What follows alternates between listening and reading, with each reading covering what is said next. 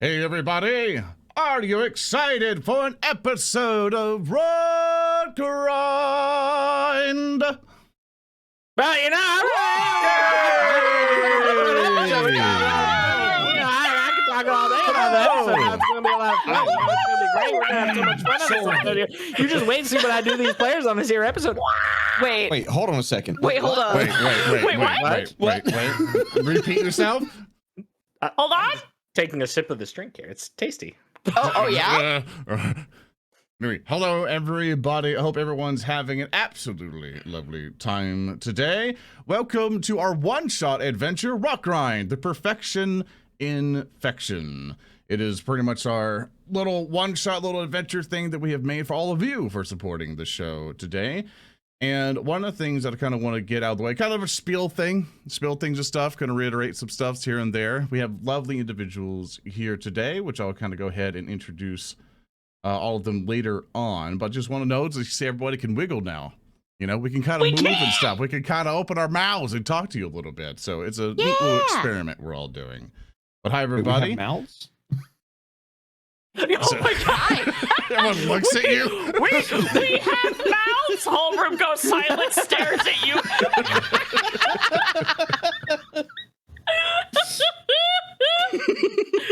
I have no mouth, and I must scream!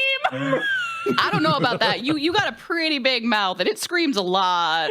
One of the things I want to say. Well, one of the things I want to say and kind of thank is our sponsor today, and it is Paizo, in which they have left us a little thing for you all to hear. Are you itching for an adventure? 3-action economy, fantastic spells, character options, a system that's easy to play and learn? Then why not start with the Pathfinder 2nd Edition role-playing game? Whether you look to create tales within the grim, dark world of Rotgrind, or embark on fantastic adventures within the Lost Omen setting, the Pathfinder rules give you the tools you need to create the characters, stories, and worlds of your imagination. Start playing today by visiting Pathfinder2ndEdition.com. Use code ROTGRIND at checkout and save 10% on your purchases through September 30th. Good luck, Pathfinders. You're going to need it. All right. And with that, thank you so much, Paizo, for providing us that. You can also, they brought us a discount code. So you do !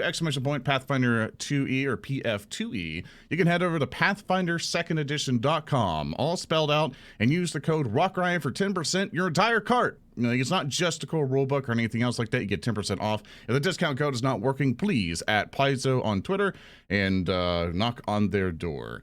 Other than that, thank you so much, Paizo, for that, for sponsoring sponsoring the stream and keeping the lights on. Thank you so much to them. And with that, I'm now going to introduce to you all the amazing individuals here. Like, you might be asking, who are they? What's going on? What's everything happening here? And I'm going to go around the table, introduce everybody, the characters that they're playing, who they are, and where you can find them. And I'm going to be starting over with @PartyDemoness over here to my left. Hello! Hi, everybody. My name is Minerva, aka Party Demoness. I'm a variety streamer on Twitch. I can be found over at Twitch under Party Demoness, as you can see my name there, and over on Twitter. So, yeah, I'm playing Gray Crocus, the Null Ranger today. And next up, we have Kabhaal. Tell them about yourself. Hello, I am your favorite petrifying purple caffeinated cult leader here on twitch.tv. I'm also a voice actor and an artist. You can find me at twitch.tv/Kabhaal and at KabhaalVT over on Twitter. And today I am playing Tellem Shabura, the Ghost Sparkling Targe Magus. Next up, we have this bubbling joy, Froggyloch. Froggy, you gotta unmute. Froggy, you're muted. Froggy, you're muted. Fuck me! Frick me! It's already started. Hello, I'm Froggyloch. You can find me on Twitter and on Twitch. I'm a professional artist. Clearly not a professional variety streamer, but also a variety streamer when I'm not a professional artist. And I'm also a live 2D rigger. I rigged the models that we're using today. And I am going to be playing Beetle, the level 2 kobold investigator. Good job, Froggy. I'm so sorry. It's okay. PG-13 It's rules. okay. Everybody does it. No, it's like, even though we got put up on front page of Twitch and all that, it's, it's okay. Don't Myself worry. for the advert.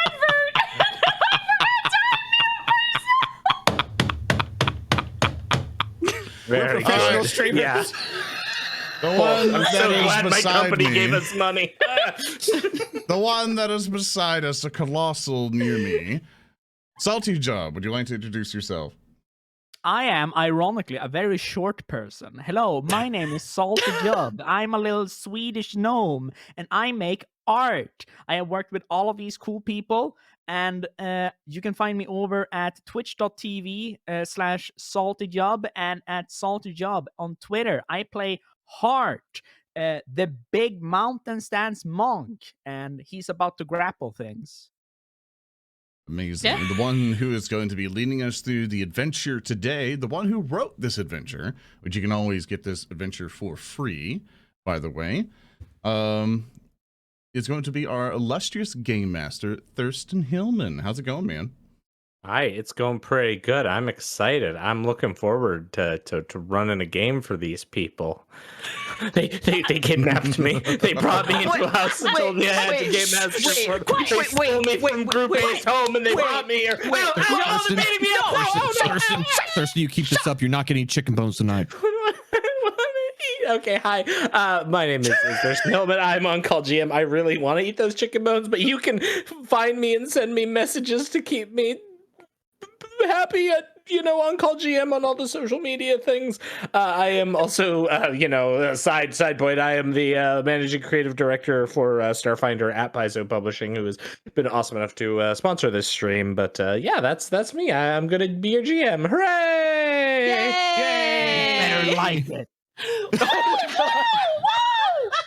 Also, like Salty is just trying to start stuff between us and the other group, and he's just yeah. Pants No. versus no Salty's pants. not Let's trying to go. do anything. Salty's not. Isn't that right, Salty? Salty's perfect. She has done nothing wrong ever. Salty's done nothing Yeah. wrong ever in their life. Never. Me looks at the No. camera. Show me a good time, Tannhauser. No, stop! Please pick a They fire are with them. so I like much them. stronger than us. They will kill us. Stop! Me booking it before this stuff goes down. Remember, chat. Remember. #casters can't jump. I hate it here. I swear to God, Salty, I'm gonna put each of my little tiny hands around each side of your neck, and I'm gonna shake you like Bart Simpson in Minecraft. I'm gonna shake you in Minecraft. Stop it. Cut it out.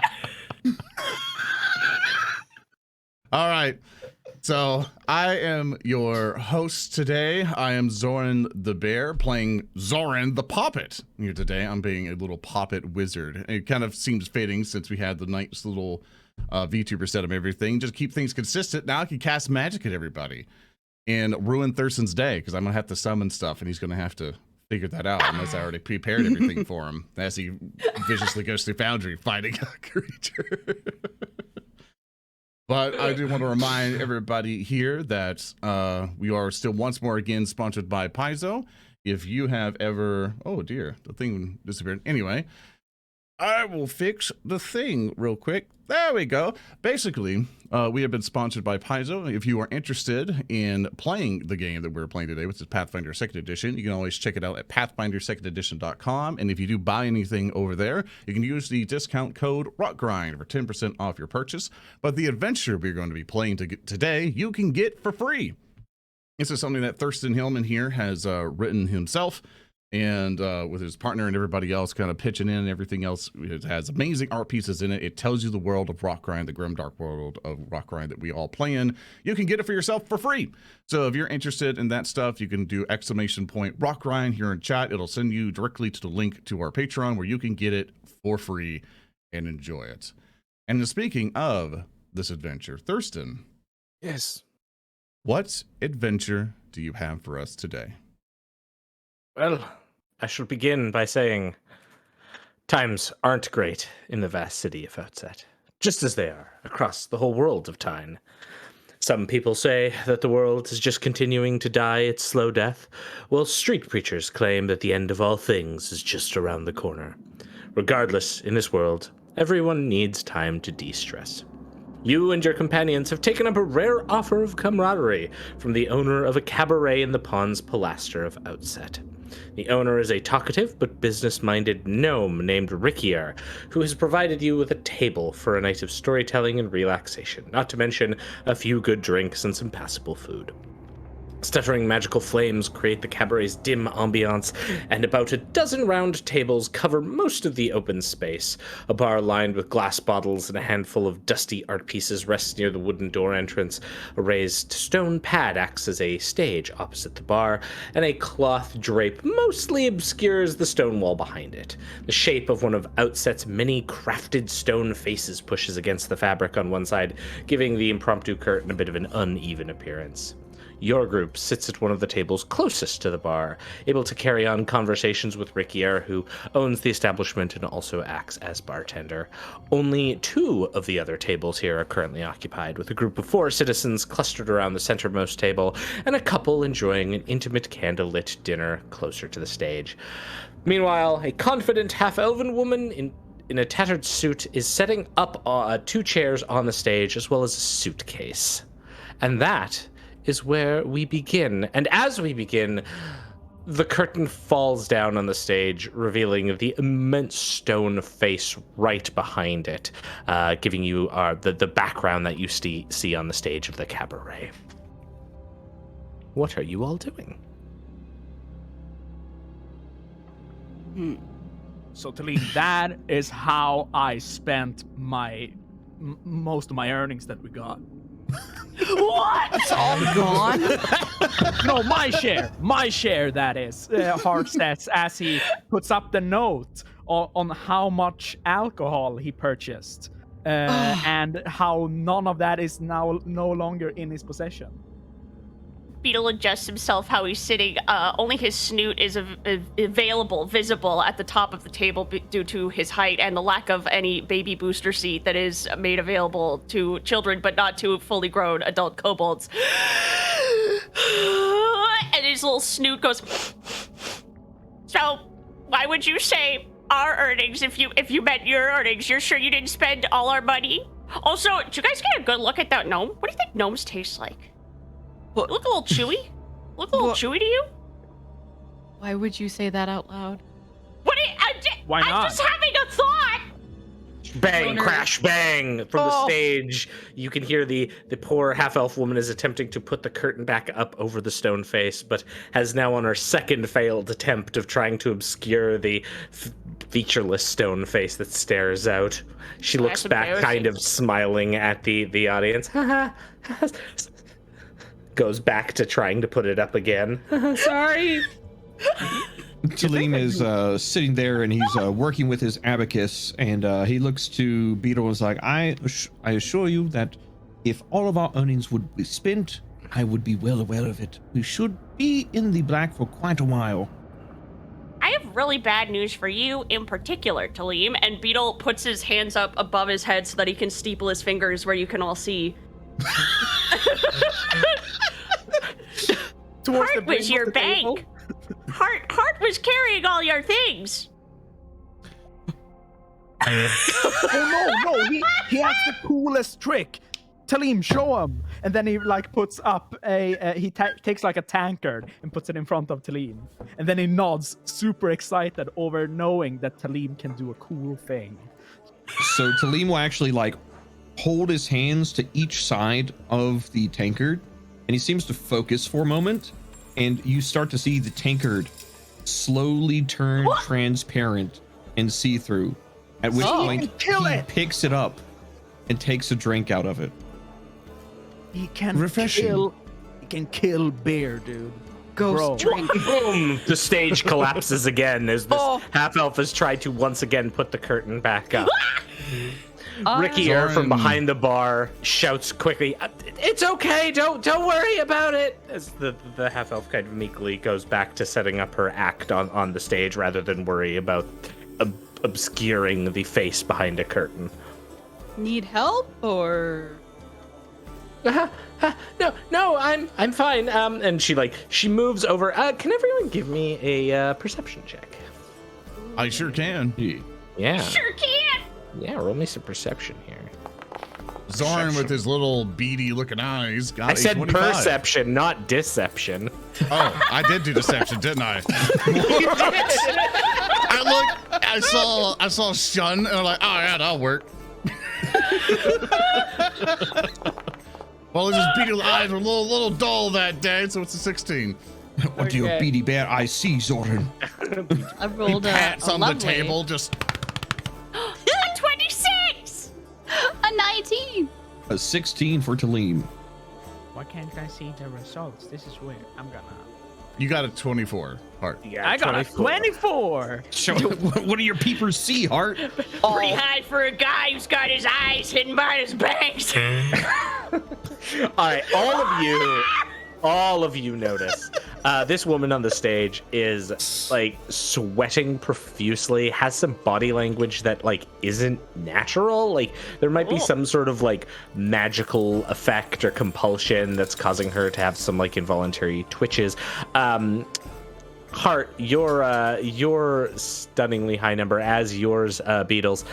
You can tell that this woman is under the effect of some kind of alchemical substance. Yes, anxiety.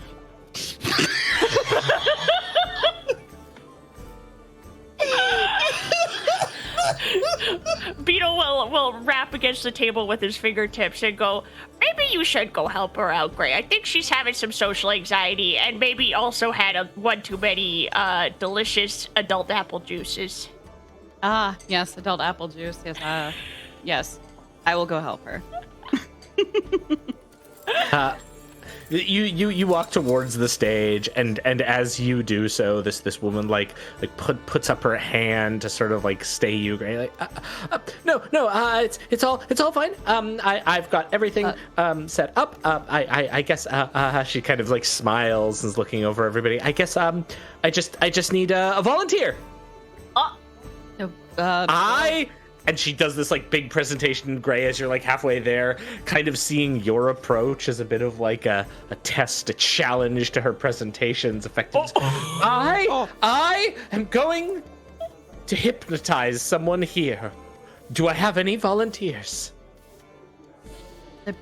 Already up. Tellem looks over, sets his abacus and tankard down, and he's just staring at this. He's just like, what is going on now? Zoran reaches into his belly and pulls out a couple straws and just right onto the table. He just puts it out in the middle, but it's not in the middle. It's like to the edge because he's super tiny. He's a little stubby little mittens he's got. So he puts it out and he looks at everyone and glares.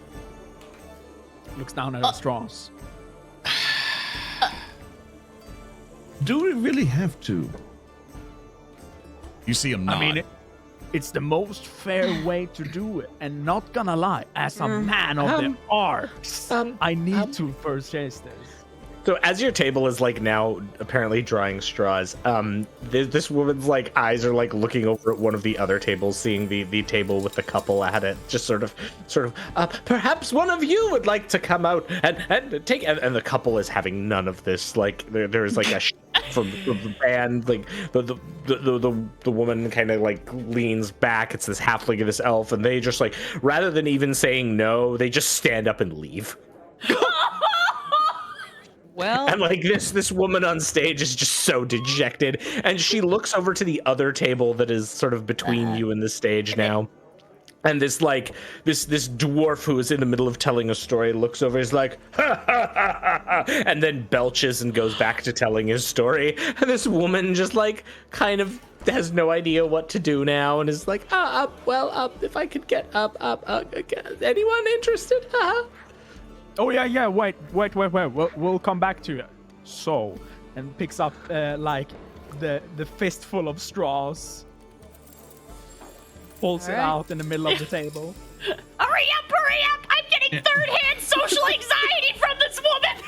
Tellem will mage hand the first of the straws from Tellem's grasp. Beetle, Alright. grab the second. Yep, time to grab straws. All right, each of you All right. can roll me. I'm gonna make this I was easy and gonna hard do at the same time. We can Oh, do what are you like gonna do, Zoran? 1d4. We can do a 1d4 and we designate the number. Well, aren't there Ooh. 5 of you? I'm not in. 1d5. Oh, yeah, you're. Oh. Okay. I excluded myself. I see how it is. All right. I don't want to go up there with this Boozled by the awkward bear. lady. Are you kidding me? All right. So one So is it's like, that's gray. cringe. 1 is gray. 2 is Tellem. 3 is Beetle, and 4 is Heart. Okay. Okay, roll it. 4. No, 4 I is get Heart. it. I get it. Yeah, Yeah, 4 is well, Heart. both so of them. So Heart got the short stick. He slams his hand into the table. There's now a dent. And he rakes his arms up in the air. His chair just breaks underneath him, and he goes, "Yes!" And he walks up to the stage. Okay, the cinematic scene of this takes place from the perspective of this half-elfin woman who's like looking, and then just, yes, and like the ground quakes to each of your steps as you approach. After standing up, your shadow looms over her. She like is standing on a stage and still looking up at you as you approach. Like, what is happening? Harsh just over there is like, I love theater.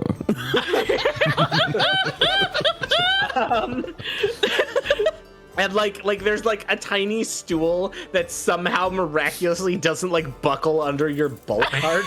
Like you just sit on it. It's perfect. She's staring at you. She's like, her eyes are probably like level with your chest rather than your face at this point. Just like, okay, I'm gonna need you to lean down a bit. He puts his massive human head composing hand and puts it on his forehead and pulls up the hair so his eyes can just stare forward.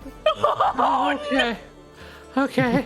I'm gonna turn you. I'm gonna make you think that you are an outset gull. If any of you have nature, society, or any outset related lore skill, you can give me a check right now. Just hop over here. Zoran does it. He just pats the table. You said society, right? Society, yes. Society I got or you. nature. Yeah.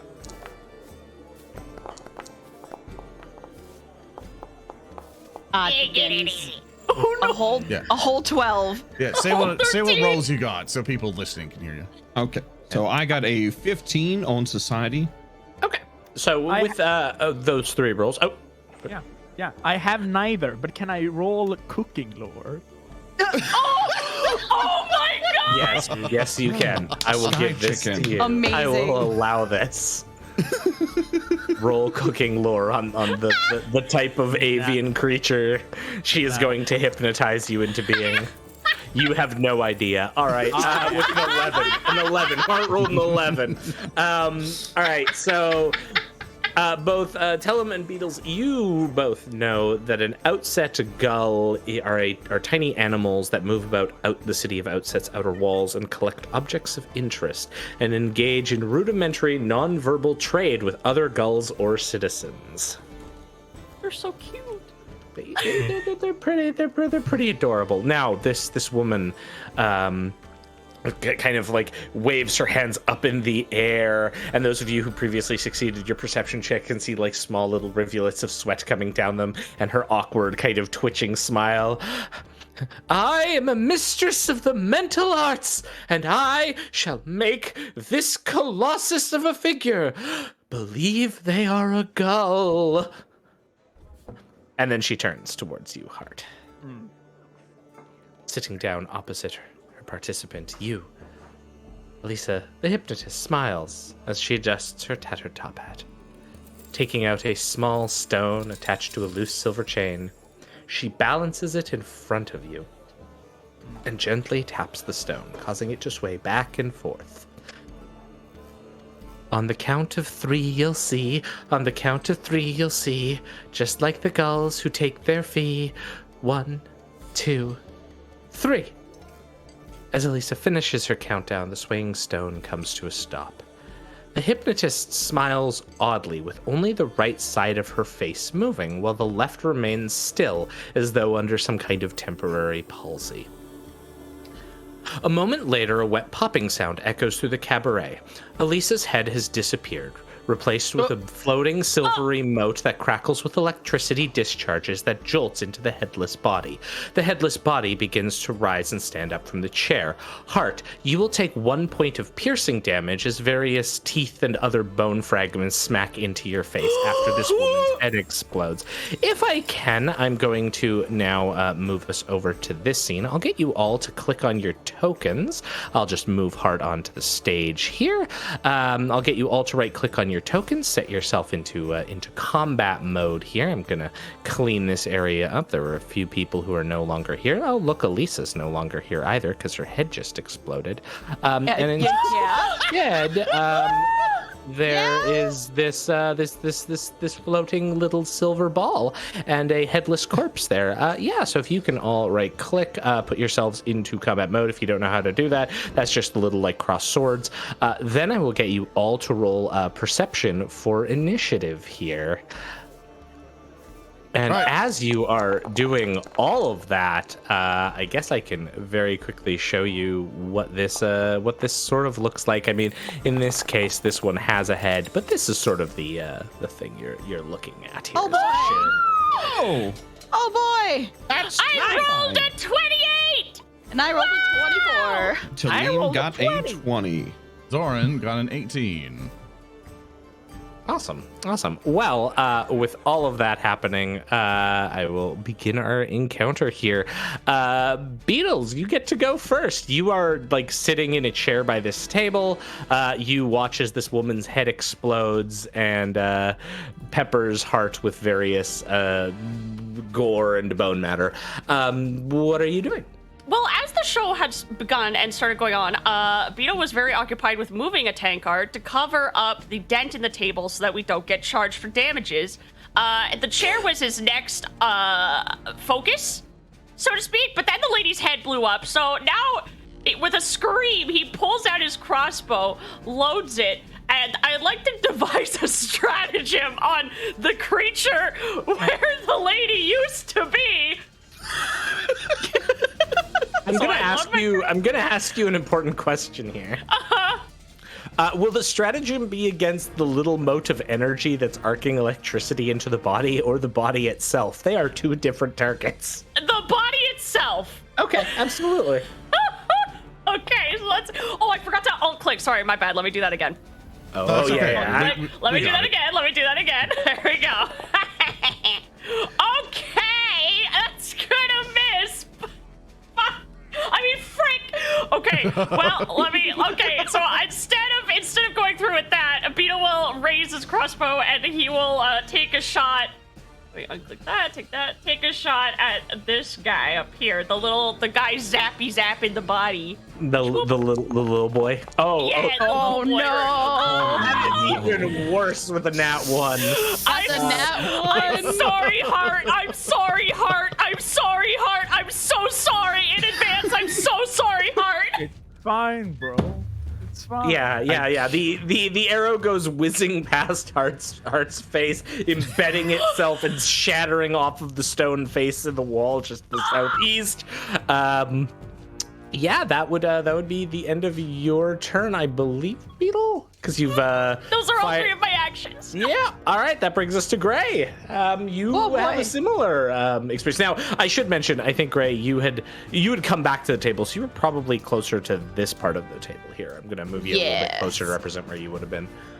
Also, easier to hit this little moat because you see the glowy, you hit the glowy. Like, that's just common knowledge. Of course. You just blow it. Go for the little guy. Yeah, go for the little guy. Take out that crossbow. I've already have a hound of prey ready to go. So okay. So you're gonna like draw your crossbow, pray, and then shoot. Yeah. Absolutely. Boop. That'll hit. 18. That'll absolutely. An 18 will hit. Give me le damage, please. Damage 14. 14 points of damage. Yeah, that your bolt goes, it flies through, it pierces into the side of this silvery orb, causing it to crack slightly. The damage sort of recoiling off of it as the bolt breaks apart. But you've definitely caused it to like crack in place, and more electricity arcs out of it in response. Heck yeah. I'm gonna reload and end. Yeah. Okay. All right. Then that brings us now to Tellem. How do you respond to this head exploding situation? As the head explodes, Tellem lets go of both his abacus and tankard, and they both pass through the table, falling to the ground. Because I'm assuming even a ghost object has to stop at some point. Or maybe they just float above it. Who knows? Ghost hashtag Dirt only ghost doesn't like things. undeads. Yeah. But so he fixates on the silvery orb, and can I roll a knowledge arcana to identify it? As it does seem to be a magical entity of some sort. Absolutely. All right, so I will. Hold on, I clicked on the wrong thing. Where are my skills? Oh, I'm panicking. You can do it. Okay, I there we believe. go. I believe. Yeah, That was your first mistake. All right. So racking his mind, Tellem will try and figure out what is this thing that has just appeared out of the corpse of this woman. All right. I rolled a 23 on Arcana. Absolutely. So that will be not quite a critical success, but really, really good. This is a it is a base form of fundamental energy called a perfectite. So in the world of Tyne, there is this realm called the fundamental battlefield, where the four sort of overarching concepts of chaos, evil, good, and law are continually battling one another. The embodiment of law is known as the perfection. And this mote is a like the basest form of that concept of perfection, and that it sometimes appears on the material plane. Exactly why this type of moat would be here now, you don't really know, but you can ask me 2 questions about this moat creature. All right, my first question. Yes. Will destroying the moat itself disable the body? Yes. My second question, is it resistant to physical damage? It is not resistant to physical damage. You would know a small entity like this would be resistant to anything that attempts to mentally affect it. So any mental damage would not be particularly great against it. Awesome.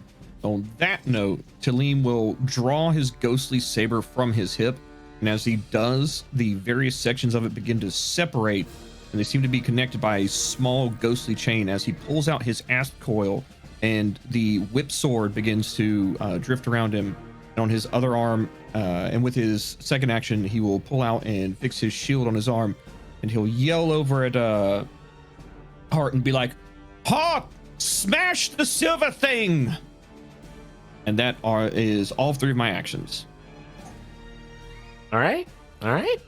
That will bring us to Hart. Alright, so Hart has been seated on this comedically small stool in comparison to himself. Yes. 2 bolts come flying next to his head twice. One of them hits the target, which is great. And he hears Tellem yell across this entire side as he stands up, just wipes this teeth and viscera from his face, and it goes rude. And Rude, Jojo. and then he number 1 enters mountain stance in typical Hart fashion. Okay. Are you standing up? Yes. Okay. And then as my last action from standing up mountain stance, he calmly raises a hand, his longest finger, his ring finger against his thumb, and he flicks towards this orb. So BM. I am waiting for the natural one. Just give it to me. Oh yeah, it's gonna be Yeah, great. here we go. So here we go. Flurry of blows. It's gonna be great. It's gonna be great. Yeah, it's gonna be great. I believe in you. Do it. Let's go. Right, Let's do it. right. That's the thing. Fleur of blows. Yeah. Fleur of blows has no actual input to it. Cool. Yeah, Then I yeah, just make No, 2 you strikes. gotta follow the instructions. Yeah. Yeah. Yeah. So I just make 2 unarmed strikes according to this thing. So Do it up. It sadly Yep. has no secondary layer to it. First roll. Sadly That not a will hit, miss. but With a 13. But I have a second one because it's Fleur of blows. Ooh, there you go. Dice going on. Yeah. That'll hit. That'll hit with a 22. I'm gonna fix So it yes- for people. Dice keep so going yes- up. Keep going. Yes. So with a 22, I roll 8 damage as it flicks it away from his face. The moat sort of recoils back, crackling with energy slightly as you flick it, causing another like crack to form on this perfect silver sphere, which erupts with electricity. I believe does that end that That's that will my be the end entire of your actions? All right, Hart. My entire turn. Well, at this point, the body goes. And the body is going to target you, Hart. And as this has happened, it raises up its fists and goes to punch at you.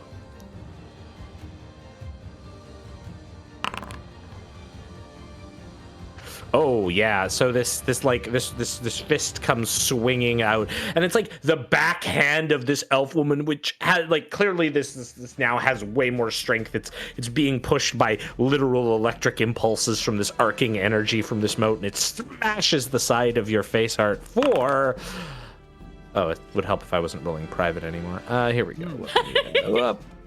Whoop. Okay, there we go. Damage. Hits you for 7 points of damage. Whoops. There you go. Bang. Heart. Bang! As your like face goes to the side, and then it takes a second attack at you. Also hitting. So like its arm kind of goes like out instinctively with electricity and then comes back smashing your face, almost like a back and forth slap against your face, Heart. And this second one will hit you for 8 points of damage. And that is the 2 actions this entity is allowed. Zoran the Poppet. How dare you? And Heart looks pretty beat up from that. Absolutely. So, Zoran's gonna look over at Tellem. We're just gonna see just beady little eyes. He takes up his book and he nods and he cocks his book like he racks it, and then he aims the book like it's a gun, and you just see magic missiles go just basically shooting out as I cast magic missile. Meta magic all the way up for the spell blending to be 3rd level. The basic go because we're all level 2, by the way. We're all level 2. Yeah. And we're all like, and so basically just magic missiles aim at the moat. And basically, we're using Foundry, and I don't have like a way to like instant heighten it.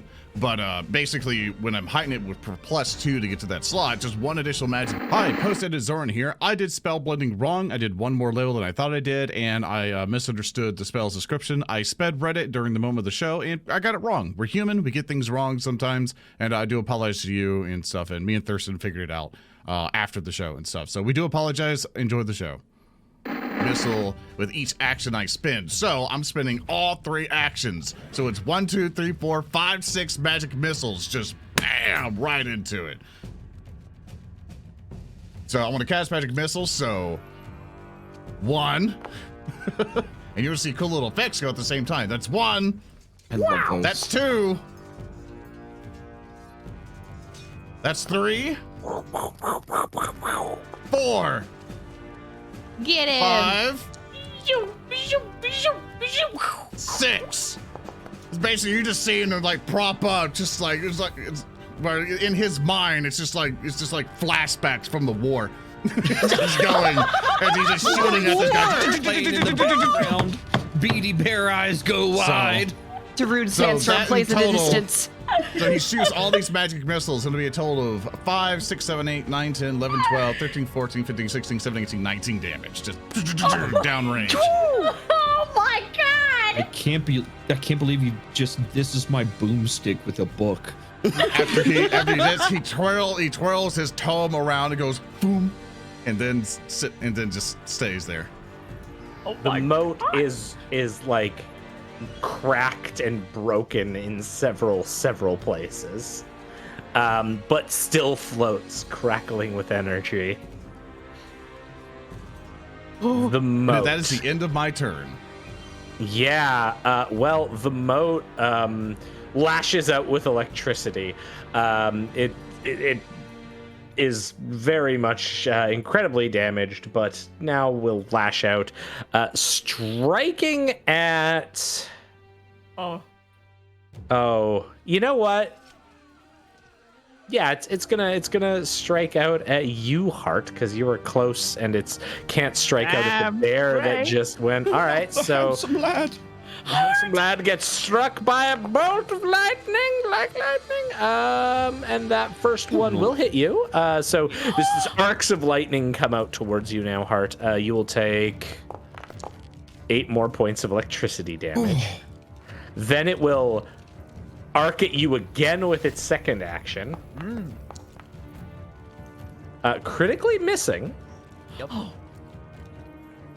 And then for its last action, it like shapes itself into a spike that it flies towards you. This heavily like damaged and wounded shot. It's gonna take a bad multiple attack penalty here, but who knows? I could roll a 20. No, it will still miss you as you dart out of the way, as the spike just misses your head. All right, that is the end of that. Beetle, you are back up. Oh, sorry. Before you go, Beetle. At this point, all of these this group of individuals at the center table all stand up. They look over at you, and then they start leaving. Oh my god! What? All right, Beetle, you're up. I watched And the this dwarf is literally like, nope, nope, nope, nope, nope. nope, nope, nope, nope. I stop and I watch this and then I go, my brother, I'm coming! And then I hop off my chair and I start running towards the stage. And I'm pulling out my my first aid kit.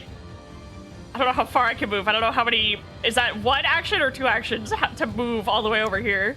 That would be 2 actions. two for actions. 2 yourself. actions? Okay, Yeah. okay. And then I'd like to treat Heart's wounds with battle medicine. Oh yeah. Ooh. Let me roll. Oh, let me target Heart. There we go. Oh no.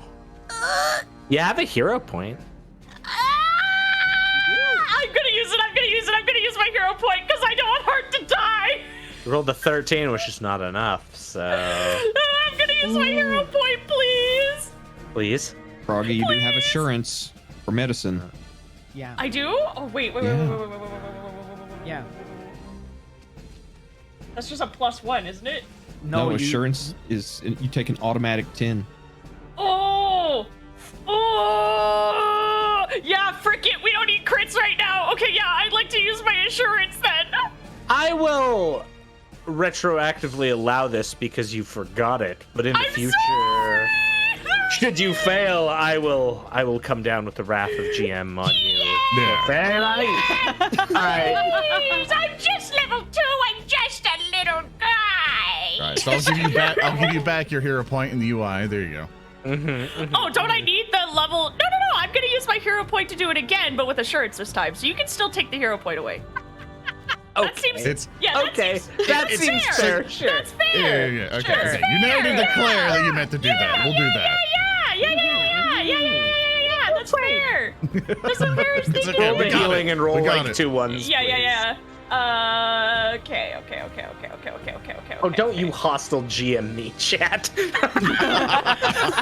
I like how Chad's like, Beetle briefly forgets he is actually good at medicine. Yeah. Why did you roll again? You didn't have to roll. You You didn't have to roll. You have to roll the healing now. Oh, sorry, my bad. Yeah. Okay.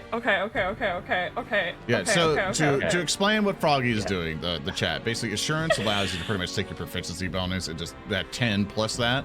So you practically just go, oh, instead of just rolling for a chance to crit or anything or a potential chance of failure, you just go, hold up, I know what I'm doing. And then if the DC for this, for a medicine check, says Froggy's doing battlefield medicine, Yeah. Froggy has to just get over 15 to heal heart. And since Froggy's character is at a level 2 investigator who took the, I think he went the medic for the archetype route, Yes. Froggy's character Beetle is able to just battlefield medicine people twice within the 1 hour that they're able to do it. So they're able to go real quick. So this is what's happening for people who may be lost. Froggy is exceptionally skilled at this. Now you can roll me 2d8 to see how much you heal, please. Perfect. Beautiful. Beautiful. All that for 2 hit points. I knew that was coming. I knew it.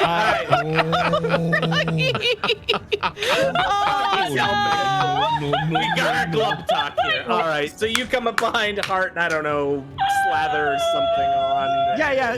Since he has clay skin, I pull out some aloe vera, I shove it in my mouth, I start chewing it up and spitting it onto you.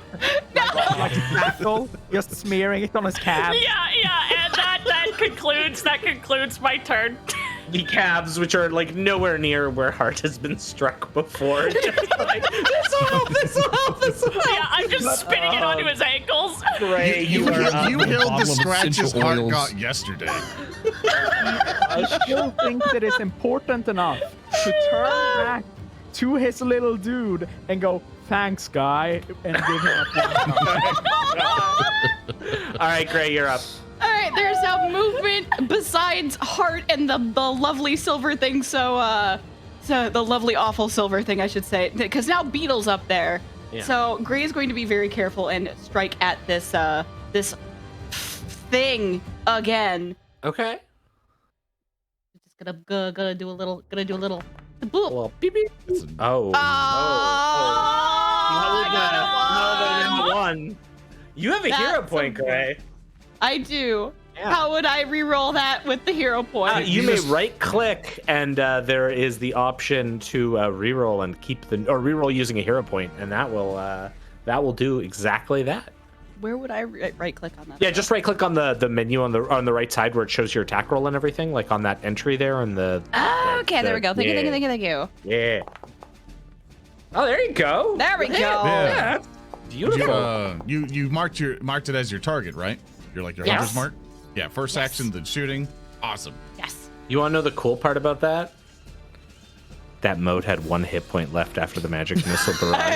So as the crossbow bolt fuse, it hits dead center of this moat, which is just turning back from that like knife-like form as it flew out to Heart, and this bolt, which was about to like veer off and hit the stage again, somehow like reorients midair and smashes dead in the center, causing a slight explosion as the moat dissipates and then the body collapses to the ground.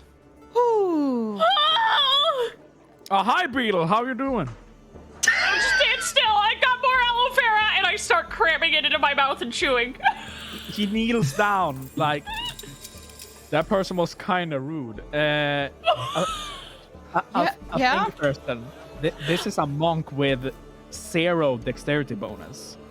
This is a monk that stands there and stares at their opponent and just takes whatever it comes towards them. Can I use my battlefield medicine, my battle medicine, to heal Heart? Yeah. Yeah, would you like to roll to go for the crit, or would you like to do assurance to roll another 2 on 2d8? I'd like to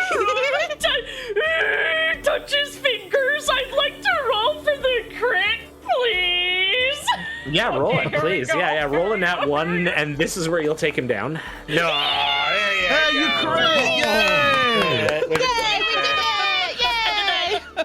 Okay, and then I To explain. 4d8. Yes. Did you say 3d8? 4. It's 4d8. 4d8. What? So Yeah, you to doubled explain it. to people who may be new, the Pathfinder 2nd Edition, to crit is either a natural 20 to go up a degree of success, or you do 10 over the DC check. So the check here was 15. Since Froggy's character Beetle rolled 26, that's definitely 10 over 15. So you crit and you get more stuff, like rolling 48 to heal. So you healed 23. You healed 23 Which hard. brings heart back to full, I believe. Yeah. Heck yeah, let's go. I really enjoy that crit system in Pathfinder 2nd Edition. It's just super intuitive. 10 over, perfect. That's a lot better than unnamed competitor brand. Let's not go that route. Yeah, all systems are great. All systems are I great. have friends who work there. I love them. I love all of you. Yeah, all systems are great. They're not bad. All They're all systems are fantastic great. people. This is true. They're people in All wonderful systems. critical success, critical failure is great, and I love that system too. You know, all right. trying to throw hands. I know. Holy, Froggy started this being like, we have to stop fighting the bigger I said an people. unnamed brand. You guys went in and made it specific, okay? I was talking around it. I was tiptoeing around. Throwing rocks. All right. We also like With the fact that- anyone can be a healer. Yeah, absolutely. Yeah. As we've proven here, our investigator friend has healed you up heart. As sort of the combat fades, the last of the people have rushed out. Rickier pops up from behind the bar, like producing a blunderbuss that she'd clearly been readying. The gnome looks around. Ow! It's guess it's all over. That was horrifying. Yeah. Her head exploded and she broke that chair and dented that table. And Beetle points at our table. Gotta admit though, she got the flair for showmanship. That is a word for it. Yes. Let's go with that. As Tellem is collecting his abacus and like putting it back in his pack. Okay, well, that was very strange. Thank you for defending this cabaret. I'm glad the place didn't burn down or anything. You'd be surprised how often that happens most weeks. But oh my! Wow.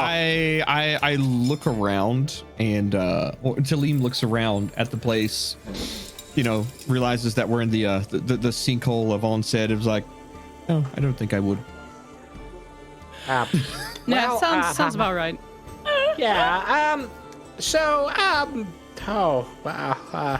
As like Rickier's stumbling, if any of you have Arcana, Occultism, or Religion, you can give me a check. Ooh. Let me check my. Whatever your best one So- would be. Yeah. Liam, you can roll for Arcana so you get the info. Yeah. A 16 and occultism. I did accidentally close my character sheet. That's right. How Where's my dare character you. sheet? I accidentally How dare closed you. it. need that. How to dare play. you. I need that for things. That's a solid roll. Okay, 20, 22. Okay. Yep. Give occultism a little roll. A little Plus whirl? one in Yeah, it. yeah. A little roll. Just a little roll. Yeah. I'm dumb. I rolled a 6. Yeah, not So quite. You're a person of the wilds, you're a tracker, I don't know anything. I just follow track. Great. I hit things. Gray's just like silver ball scary. Silver ball. It's glowing. They're all over the countryside. they pop out of people's heads regularly. This is something Rangers absolutely know. They're You totally didn't absolutely- critical fail this check, No, and I'm giving you definitely not. absolute BS info. But yeah, absolutely, you gotta watch out for silver ball infestations. People's heads just start exploding everywhere. That being said, Beetle's problem. As mentioned in the combat, you would recognize these as motes of fundamental energy, perfectite in this case. So with your check, you would note that these motes only come about on time when like a humanoid comes into contact with raw fundamental energy. Like that they can like basically like infect the body and then cause like a mote to grow in the body, which could eventually explode into being. Perfect. Actually, I'll look at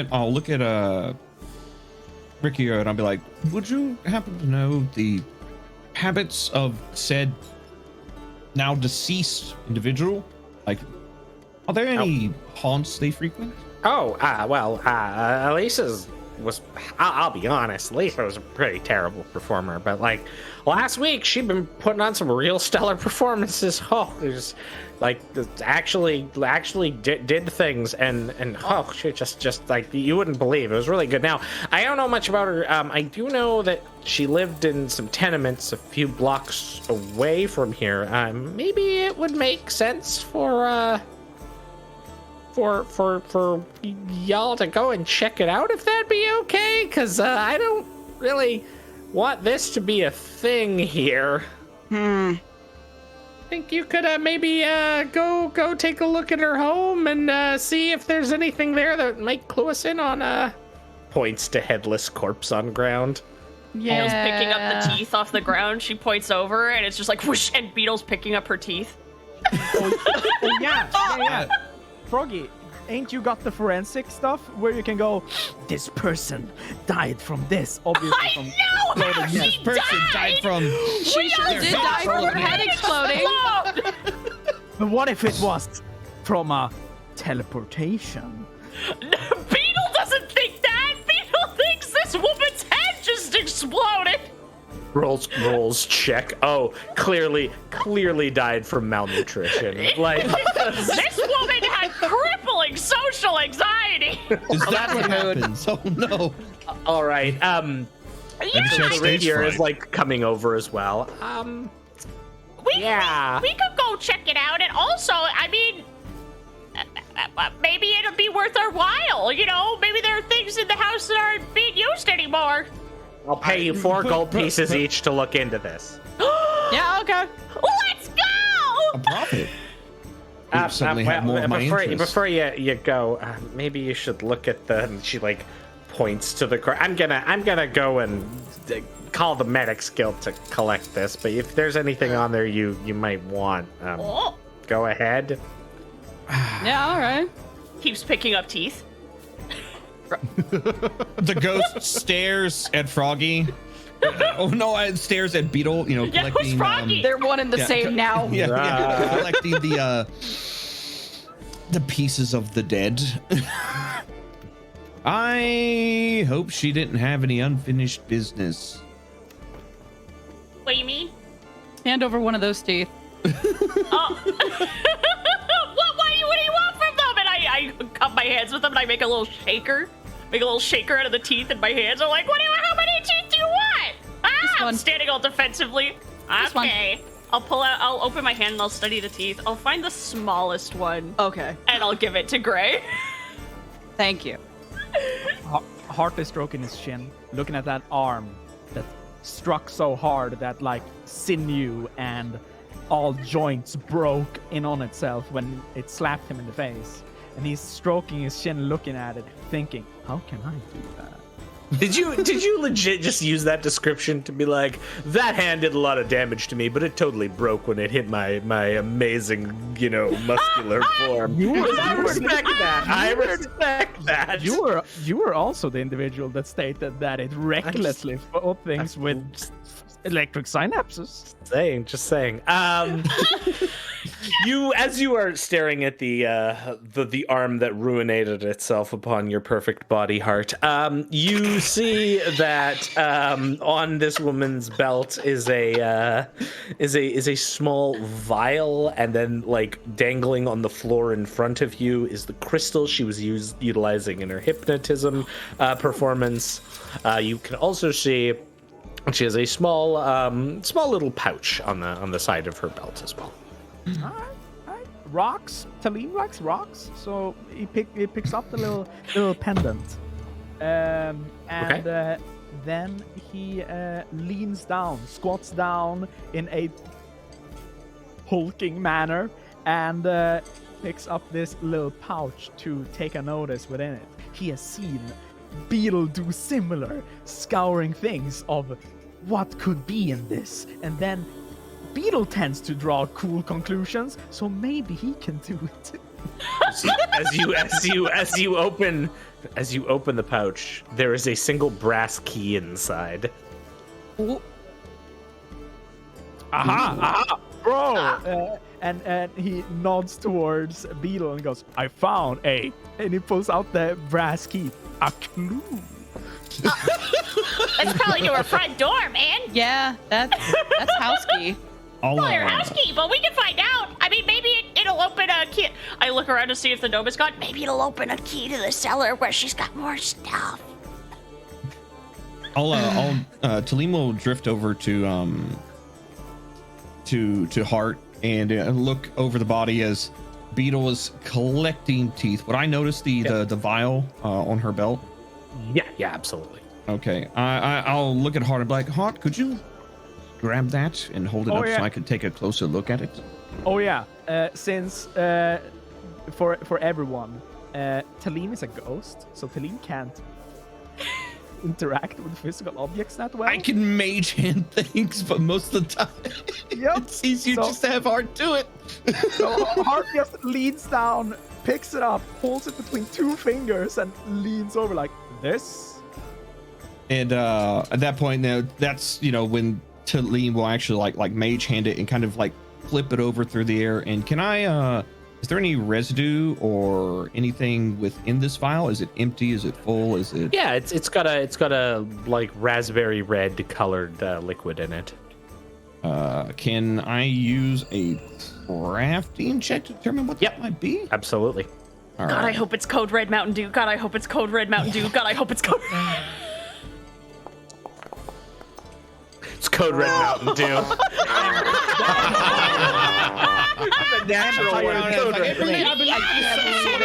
Some sort of flavorful, refreshing beverage. Of no consequence here. I'm just gonna. Is Hart holding on to this beverage? I had mage handed it and was like kind of flipping it around after he took it off the belt. Okay, I'm just gonna 1 sec. I'm gonna add this to Hart's thing and then just leave it as unidentified. Very good. Yeah. Unusual liquid Code Red Mountain Dew. Really quick, just to speed this along, there was the crystal as well. Hart, you were holding on to that. Tellem, do you want to make me a Arcana check on that? I sure can, and I will get a 15 on that Arcana check. Okay, that you will recognize. I will put it on Hart's character sheet. This is a potency crystal. It can be affixed to a weapon. It is a talisman. Basically, you can activate it by sort of envisioning the activation as a free action.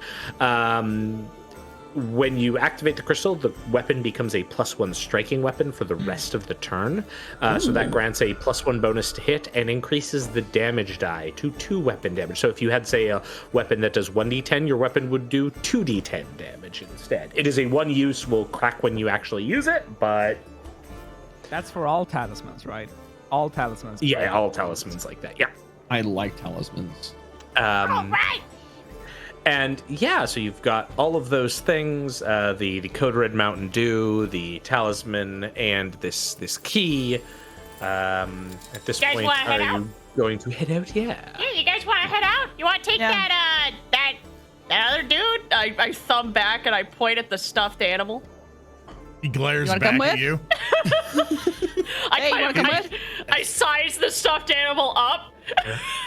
He kind of puffs out his chest. He kind of walks it like arms side to side, hands angle down, like kind of puffs up at you. And he kind of he's had not talked at this entire point. He kind of like thumps his little chest, going, "Come on, let's go, let's go." He takes out his book, breaks it again. There's only room in this party for one individual who can become a cute, marketable plushie. Yeah, it's hard. He has Clearly. already become a cute marketable plushie. Yeah, it's hard. Hard's the plushie. Yeah. Zoran will look at you, Beetle, who kind of his little beady eyes look into your one side eye he can only see, and he'll nod. He'll kind of nod. He'll still be having an angry little glare. Yeah, he'll be like, yeah, and he'll start climbing on top of Gray. Okay. Like Beetle, up back Beetle the cloak up, and then Beetle sit on up your nods shoulder and be like, all right, let's go. Starts to climb up Hart. Starts to climb up Hart. Sits on Hart's shoulder. Well, while they're both climbing their respective, party Mounts. members / mounts, and I guess we're going out to find where this woman live. I will relay the information that I was able to remember about the fundamental energy exposure and how these motes grow inside of people after they're exposed to it, eventually, erupting into, as seen results, and that we maybe want to be on the lookout for some source of said fundamental energy that this what's her name, Elise or Elaine? Elisa, yeah, Elisa. Yeah, Elisa. That Elisa could have been exposed to. All right. So out into the streets you go. Hooray! Yeah, we go to All right. Elise's house. So real, Well, where real she lives. quick. Yeah, where she lives. Well, here, let's let me give you a quick tour of things. Something we haven't actually got a chance to really highlight on our shows before. Here is a map of the city of Outset. This is the city of a million faces, as drawn by the amazing Scalabine. So where you are right now, the city of Outset is divided into several pilasters, one for each of the deities of time for the first house pantheon. Now, you are in the Pons Pilaster, located here in the northwest area. However, unlike all of these other districts that have their own sort of magically growing pillars that help support the city and help the city grow, because Outset is a city that constantly grows, the Pons Pilaster has actually sunk into the earth. It fell about 150 years ago. It fell into the earth, creating this massive sinkhole in the city, which is where the Pons district sort of gets its nickname of the sinkhole from. So the sinkhole district is something of a not the greatest district in the city. So as you're walking around here, there's a few things to know. You're sort of in this area called the Commons, which is like the ground levels. There's almost very rarely open sky. You're like in buildings stacked upon buildings. There are higher chambers with arches.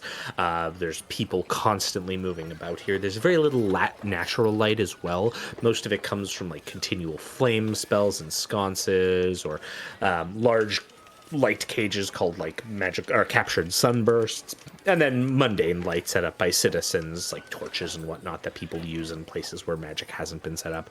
You'll also regularly see mindless undead walking about, sort of mulling. Some of them, like the notable hunchbacked candle-backed creatures, are unliving hulks of flesh with wax that walk with balled fists that they use as legs, that sort of are walking like candlelight sources that traverse different areas. You see all of this as you exit into the city streets and make your way. However, getting to Elisa's house, you're given some guidance from Rick here. If there's anything else you want to do to find your way there, you just know that Elisa's off in a section of tenements that is several blocks away, and then takes a turn down several alleyways in the city. But you start to move out into the bustling streets of Outset. As this happens, you're constantly like finding people. There's just like groups moving around. Is there anything any of you want to do during this? I would like to try and sniff out a specific direction to where her abode would be, based off of the things that we have, because her scent would be all over it. Ooh. Okay. How would you like to do that? With my nose, preferably. maybe a survival Give me check a perception. would help you out. For survival or perception. Yeah. Well, take a peek. All right, survival. Road. That is a 20. That is absolutely, like, that gets you on the path right away. Like, Gray, you come out, like, you could smell, like, Elisa's scent on the air, probably because she was, like, reeking because of, like, those strange alchemicals in her system. You're able to just, like, direct your party who can follow you. And I want to, like, point out, in a city like Outset, a group that is comprised of a gnoll, a ghost, a kobold, a living Poppet bear, and a man mountain heart. People take note of you, but like quickly are like, nope, none of my business. Don't want none of that. And look away. Darn pond plaster people. Yeah, like, oh, they bring in some intensity to our district. We don't want that. Life here is hard enough without ghosts. Speaking of ghosts, as we are drawing closer to Elisa's residence, so you've got Zoran perched on Gray's shoulders, and you have Beetle perched on Hart's shoulders, and I assume that both of them are taking the lead. Tellem kind of drifts behind the various cloths and pieces of his more desert-suited attire, kind of drifting around him, almost like he was underwater. And as he follows the two others leading the way, I will be actually looking around to see if there are any other people that are exhibiting these same sort of behaviors, or like symptoms that Elisa was exhibiting before she unfortunately combustively decapitated herself. And give me a perception check for that. All right. Let me see perception. Boom. There we go. I roll that, and I get a. I am very unobservant. I'm kind of distracted. All the people's stares are like getting to me a little bit. Maybe. Rolled a 4 for an 8, so he has no idea. You're like looking around like everyone here is so strange. They're all sweating. They must all be infected. They've all got crippling social anxiety. Oh my god. I think we live in a society. Right click kick from server. Okay. So as this is going on, Gray, you're able to direct your companions and stop the ongoing discussion here from progressing further by pulling them into some of the alleyways where you know that Elisa's scent takes you. I want to do one thing, and it's very simple, very easy. Yeah, of course. While we are walking down this area, and Hart in his usual mannerisms, he feels a little bit more keen to flex his wingspan and like look at people and like stare at them with they might not see his eyes, but they do sense him staring at them as they just glide down the street. So I want to do an intimidation to more or less go, hi, stay away. Yeah. Give me an intimidation check, please. I now see why people have anxiety. Yeah, it's art. It's art. Art came to the city. I have intimidating prowess, and thus I can intimidate without using a language. And when I do, if I do so, I gain a +1 to the rolls. It's funny like that.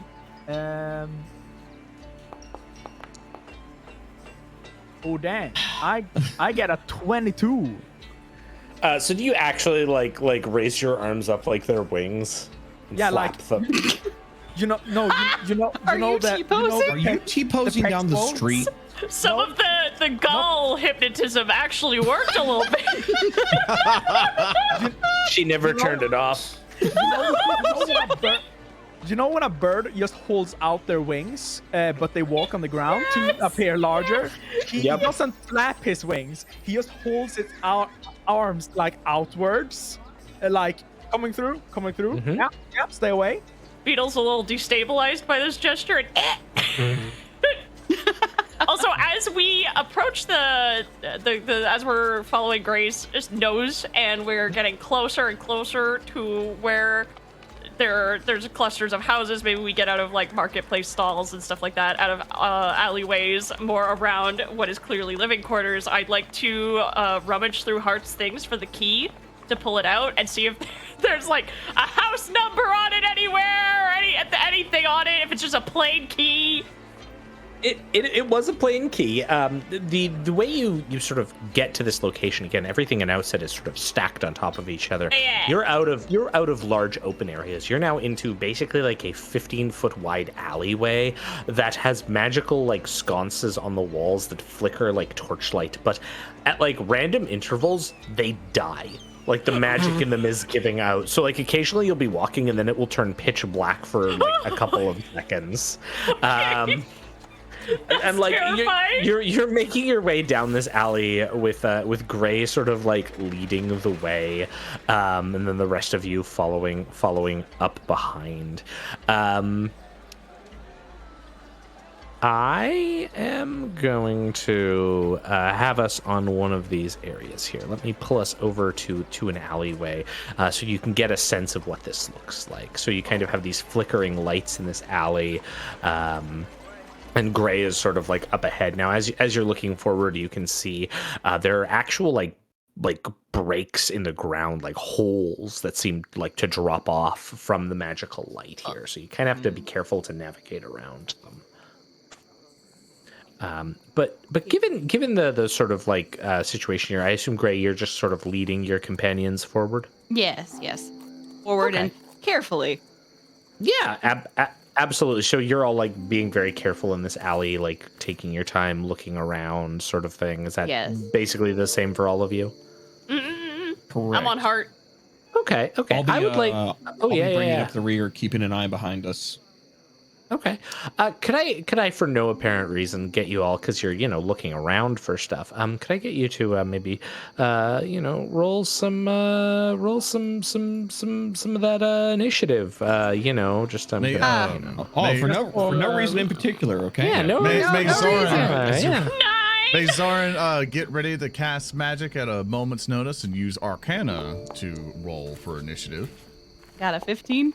I think I will allow this. Yeah, preparing magic. Yeah. I will allow this. Yeah, not like pre-casting right now because I don't want to do that, but it's like at the ready, like books. Yeah, he's got the book out, like ready to cock the book. Yeah, he's got his combat bookmark in his book. So. Yeah. Well, he doesn't know if the weird lizard's gonna try and take a bite out of him or anything like that. It makes sense. It's in character. He's constantly on alert of the kobold. Just like we've been doing rock, paper, scissors the entire time. You can get frustrated because he can only do paper and rock, and you take advantage of it because he has no fingers. It's only mittens. So he's like, Kabhaal. Yeah, I was going to say, as we are nimbly like picking our way through the alleyways and kind of trying to avoid these holes, could I use acrobatics for initiative? Yeah, absolutely. All right. One of the things about Pathfinder 2, for those of you who are listening, is you can use other skills for initiative as long as you can convince your GM that it makes sense for it. And in this case, the players have made sense. All right. So with all of this being said, you start to move forward. Zoran, you get to kind of act first. Your Arcana is giving you like perception here. You're not seeing anything up ahead yet or anything like that, but you get to act first should you wish to do anything. Obviously, lights are around us via the map and stuff, like the flickering. Sun, they're on the walls. Right? Yeah. These are like little continual flame spells. Awesome. He will move over. He can only do a speed of 25. I assume you're going to let me do 3 actions while exploring this activity. Absolutely. Okay. Yep. So he's going to do 1 action to go up to here, and then while he is around, he's gonna look around and he's gonna look at Tellem, and he is going to cast nothing. Actually, what he's going to do, what I'm going to do instead of moving up, he's going to touch Tellem or try to touch Tellem. But Tellem, you feel something weird. No one's been able to touch you at all, but he kind of grabs onto your cloak, and it goes through a little bit. But as Zoran begins to cast magic, you feel that he's able to finally kind of grasp a little bit, and he tugs down at you. And what you'll see is 2 little beady eyes looking up at you, as if he's waiting for a response. So Tellem will he'll turn around and look down at Zoran and be like something to say. He opens his mouth and goes, "Rah!" as a gem comes out, and he casts Shattering Gem. And so now, as he goes, "Rah!" this little glowing gem will come out of his little stuffed animal mouth, and it's to begin to float around you as if it's like protecting you. It's the worst thing I've ever heard in my whole life. What a terrible wonderful day to have you. Yeah, Tellem will like look around at the gym and it'll look back and it'll be like, "That's quite a gym of a conversation we had." His glare continues as he delete yourself. Is Care Bear glare? And Oh, I just deleted him from the game. He's insights gone. are multifaceted.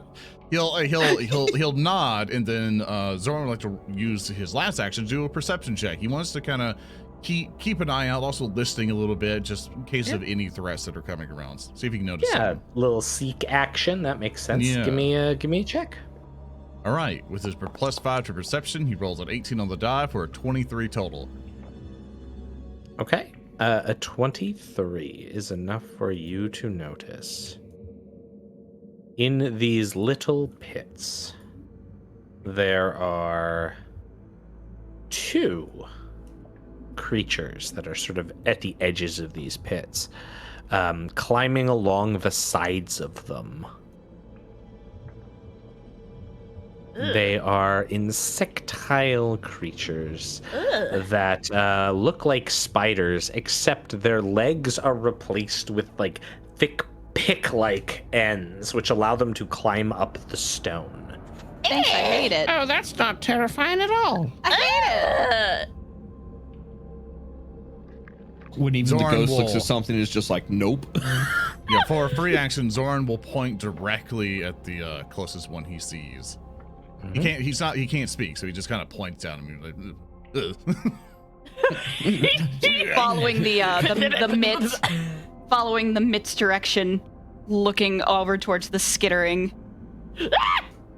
Oh. I don't like that. So after your actions are in, one of these little buddies gets to go. It climbs up the wall here.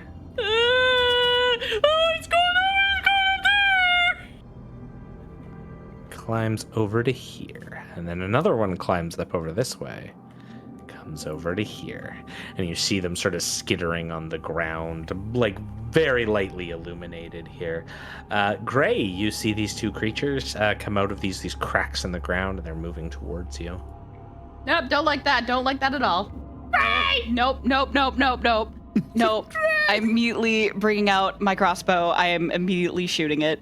The closest one. Nope. Nope. I rolled a 22. That will hit the one closest to you. You may give me a little DiMaggio. A little DiMaggio, 12. Not bad. Yeah, you strike this thing on its back, and it kind of lets out this skittering.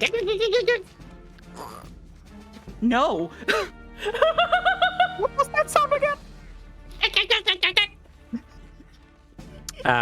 That was so draw, pray, shoot. Yep. All right, Heart, you're up. He sees this. The beetle fucking slides down him like a water slide or some shit. When combat begins. You're sweaty now. You're wet now. Disgusting. Keep going. Continue. Yeah, sure. You Keep slide me going. up with your sweat. Keep going. His abs, his back and muscles are oiled up. That explains it. Please.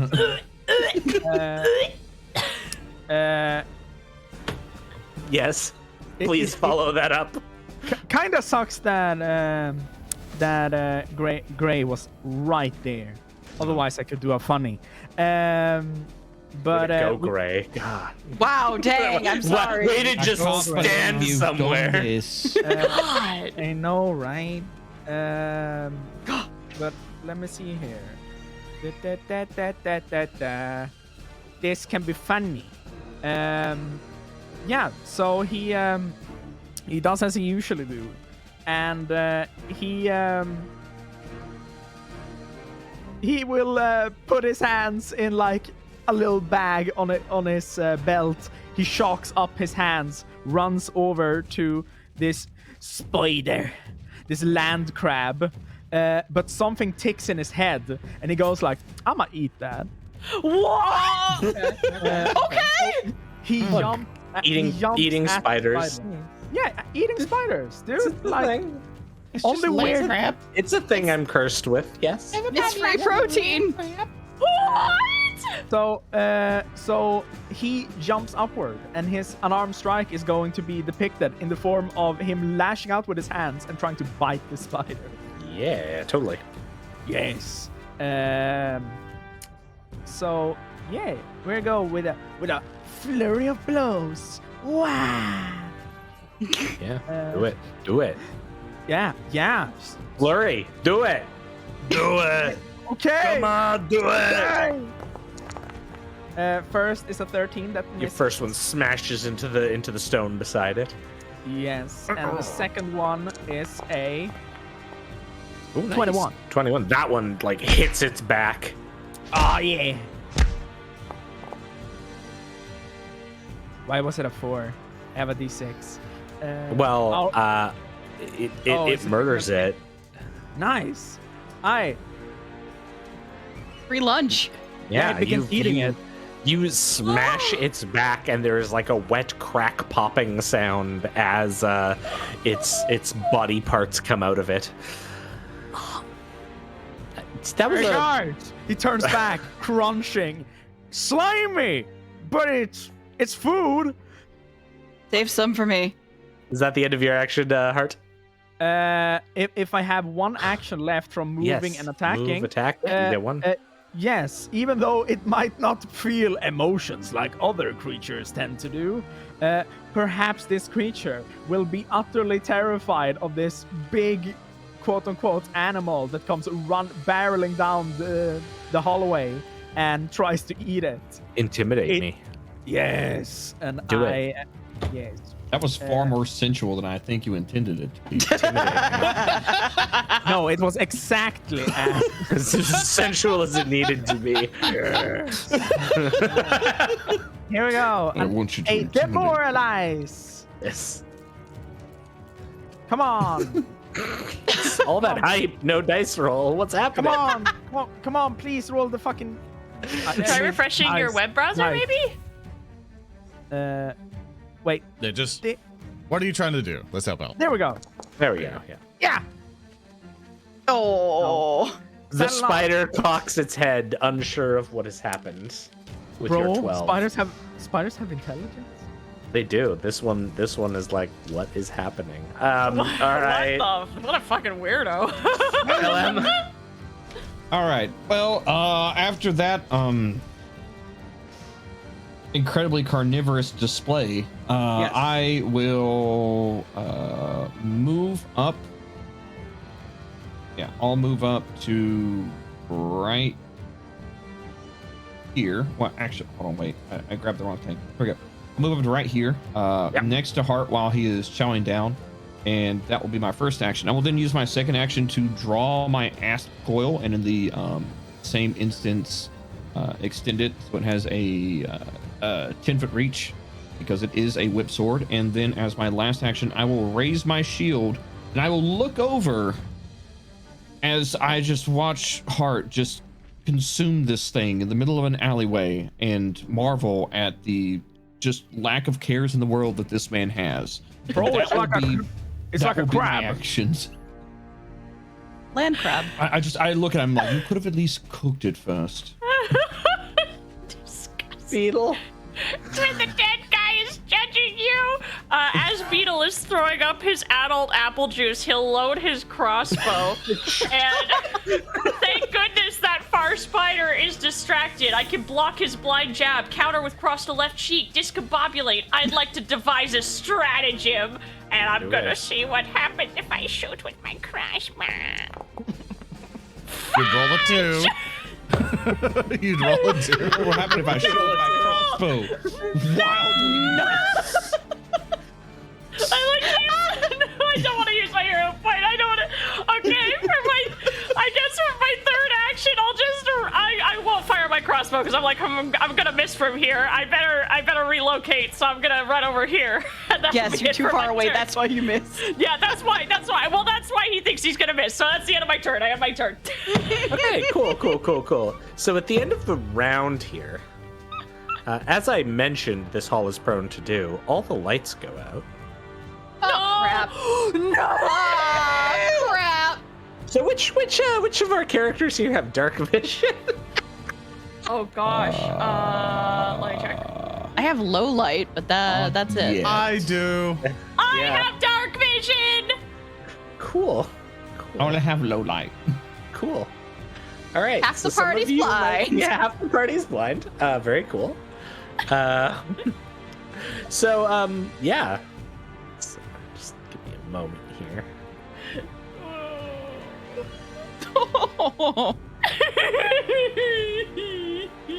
Heem, heem, heem. I know what he's doing. I know what's going on. I see that flickering on the encounter tracker from anywhere. I don't like it. Oh, that's right. We have some more spiders that have maybe come up. No.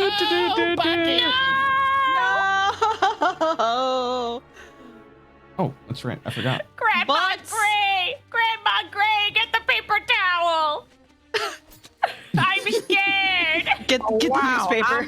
Get the newspaper! Oh, that's a natural Oh, I 20. like that. I like that. I don't like that at all. I hate this. I like it.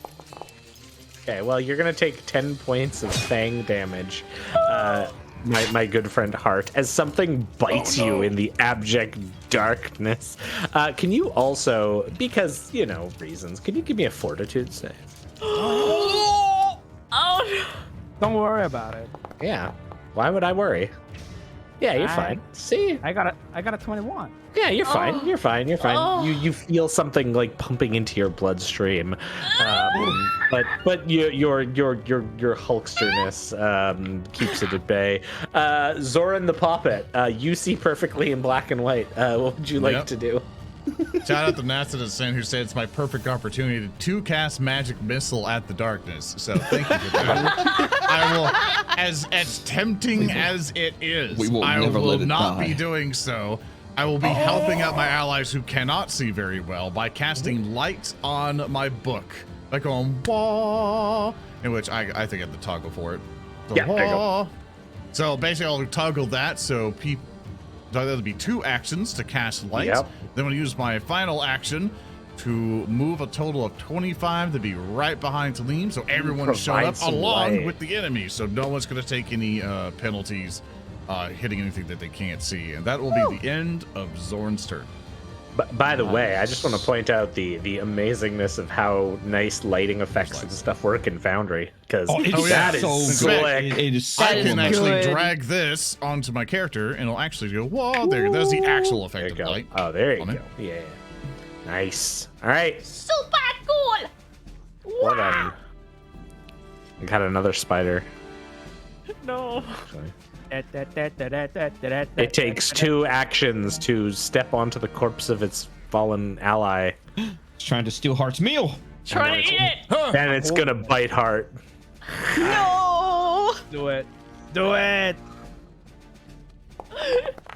my Oh, son. it was so close. I saw it on that 20. I saw it on that 20, but I'll still hit. But I'll still hit with the 13. And it will bite you, Heart, for 6 points of damage. Juicy bites. And then give me another fortitude save. Oh yeah. Yeah. You know it. Yeah, I do. Got No. 23. Well, then you continue to repel the venom coursing into your system. Gray. I like the image of him biting into Hart, and he just flexes, and it just pumps the venom out. fangs break. And the venom just oozes back out. He's like, no. Oh shit! Spider, I ain't I mean, even got dang. blood. No blood. Gosh. Oh my goodness. All right. The lights have come back on. Gray can see everything that's going on, mostly. She can see that there's now a new spider that has purified. She does not like this, but she can shoot it with her crossbow because Zoran is small and Tellem's a ghost, so it will just go through him. It will be fine. She doesn't even say duck. She just goes. That's a natural 20. And she- And Hunter's marks. Do I roll that critical? Yeah, roll that critical. Woo! And that is a 28. Thank you, Grandma! Can when you shoot the spider, can the spider Team Fortress 2 sniper bow shot just like get nailed to the wall? Just in like the combine, like bodies on the side of the hole. Yes. I want to say this. So for folks that don't know, the actual like official art of Tellem, he has 2 arrows that are eternally sticking out of his back. So as Gray shoots, and this arrow, I assume, just passes through his incorporeal form, he just has a flashback moment. He's just like, ooh. Crippling PTSD. Yeah. It was the last thing I felt. Yeah. He just turns around, and he just looks at Gray, he's just like, really? Yes, Really? Like, thanks, but really? She just thumbs up. Reloading is the last action. Like, yes. Oh my gosh. Okay. Well, heart. Emotional damage. I will send you to Jesus. When this spider appears, Heart drops like the last part of the spider that has disappeared from him, engulfing it. His body grows, or his clay-like skin hardens a bit as he enters mountain stains, and then he looks down at this new spider and goes, delivery! And then he reaches down to crunch this spider. Oh my god. Oh my god, stop. So I will flurry of blows this spider. Somebody stop this mountain of man. Okay, yeah. Bring it on, Heart. Bring it on. He must eat. Okay. Give me the 22. That'll hit. Give me damage. Give me damage. Yay. Oh, That's a 9. It's a 9. Okay. And then the second one.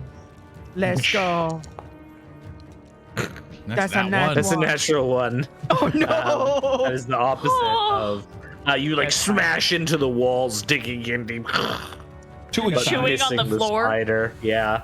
That's fine. That's fine. That's fine. Man, Uber Eats is getting so complex. I know. Right?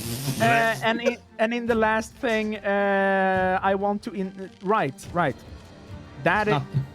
That is the spider that is probably freaking immune to me demoralizing. Cool.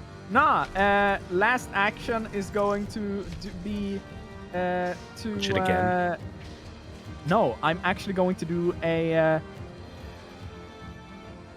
I'm going to take one step back.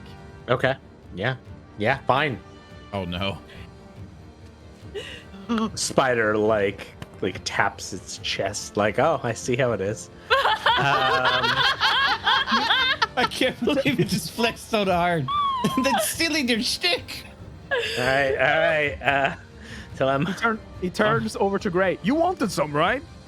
All right. Yeah. So, as that exchange happened, Tellem looks at both of them, raises his shield. It's like, at least cook it, you savages. And I will take my first action to raise my shield, and then I will take my next 2 actions to target the spider. I'll target spider, and I will spell strike, which is an ability that I can use because I'm Magus. And essentially what happens is I attack with my weapon using a regular attack roll, and then afterwards I count that attack roll using for a spell that I will then cast afterwards. And so I will attack it and then cast Produce Flame. As Tellem whips his whip sword around, it shimmers for a moment like it's intensely hot, and then bursts into flame, and he whacks the spider with it. Do it. Let me go over here. I gotta find the. Where are my actions? I can't find them. I'm bad at games. You do a melee strike first. Yes, there we go. That'll constitute for your hit for the spell. So go ahead and do your sword strike. I was fumbling through the menus, and I was just like, I can't find it. You have a hero It's 12. point. You do have a hero point. You can re-roll. You know what? In this case, it's the first time I've gotten to attack. I will re-roll it. Yeah. Okay. Do it. Do it. And it's the same number. Same 5 on the die. Feed me. Feed me. I'll take that. Cantrip and not a spell slot. Sweet. Your weapon just passes through as the spider backs up, still flexing at heart. Beetle, you're up. Beetle screams, reloads his crossbow, and then devises a stratagem again on this bipedal flexing John Cena spider. And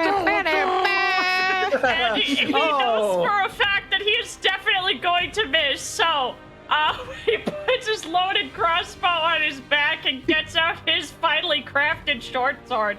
And I'm pretty sure that's all 3 of my actions? Or am I able to shoot? Yeah, and then switch weapons?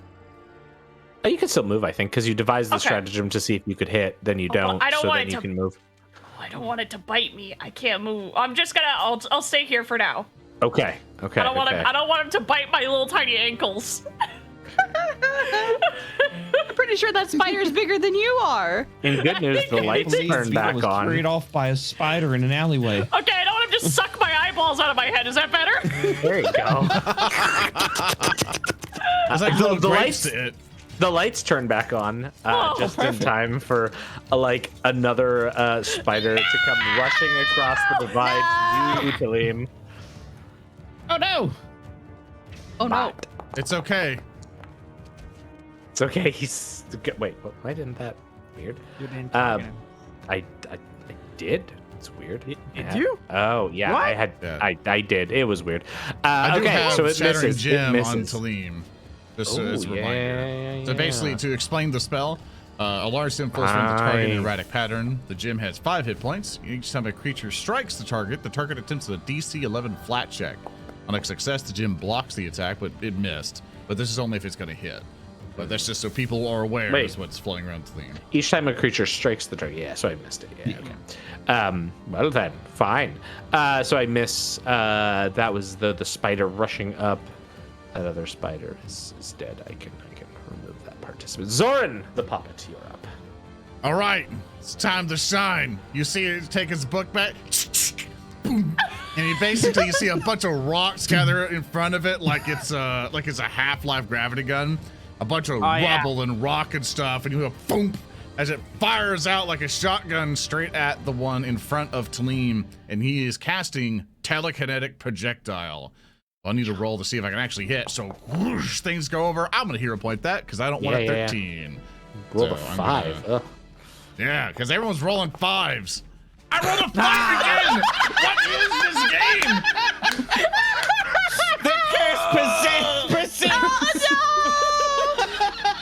Let me mark myself down a hero point. No. It's because I we get are 5 sad. players now. Is that Yeah, you got 5 players. no. Dun, dun. We have a 5-person party. We can only roll 5s. Okay. All right. With that, I have one action left in which I am going to use it to cast Protective Ward, which takes 1 action. So I'm going to place that. Basically, if I remember correctly, any allies of it basically. So you and your allies in the area gain +1 status bonus that you see each time you sustain the spell, etc. I think it's whoever's adjacent to me gets it first, and the more I sustain it, the bigger it gets. Yeah, so radius increases by 5 feet to maximum 5. If you could help me out with that, Thurston, is it just only me and then sustain it goes out, or is it out to whoever's adjacent first? Well, you and allies in the area gain a +1 each time you sustain this spell to a maximum. Oh, okay. So sustain would be like if you basically next round when you sustain it, it would then go out. So let me see what the in the area. So I assume it just starts on you and then goes out. Protective Ward. Let me. Yeah, for time's sake, let's just say it starts out with me, or if we just want to make it beneficial, it starts 5 foot radius around, centered and on then we'll fix it you. later. So it's an emanation radius centered on you. Yeah. So it's going to be 5 foot radius. So it's going to tag everyone except Gray right now. Okay, cool. All right, so could you apply Protective I will Ward do to so. my friends? Yeah. I will. Awesome. I So will. now everyone has +1 to AC, and as it applies to them here in Foundry, it automatically does the math. So everyone gets a little Nice. bonus. There you go. That's a status bonus, not a circumstance. If we have a circumstance, it'll add on. So that is the end of Zoran's turn. Well then, I have another spider that's gonna step on up here. Hey, Heart.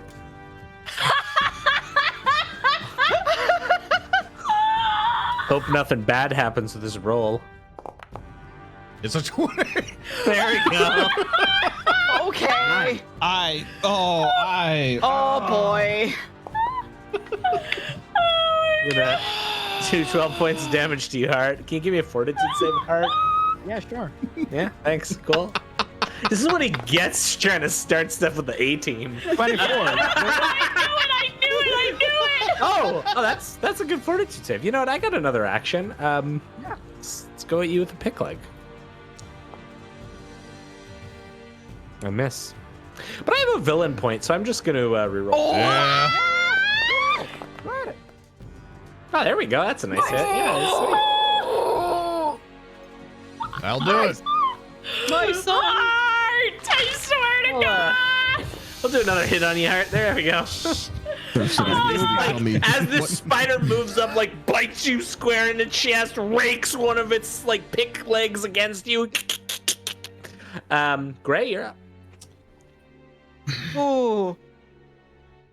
Gray is torn between the spider attacking her son boy and the spider in front of her that she could just attack directly.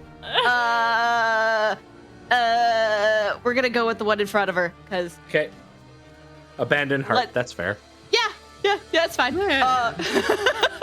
No, it's either that or give Tellem more PTSD.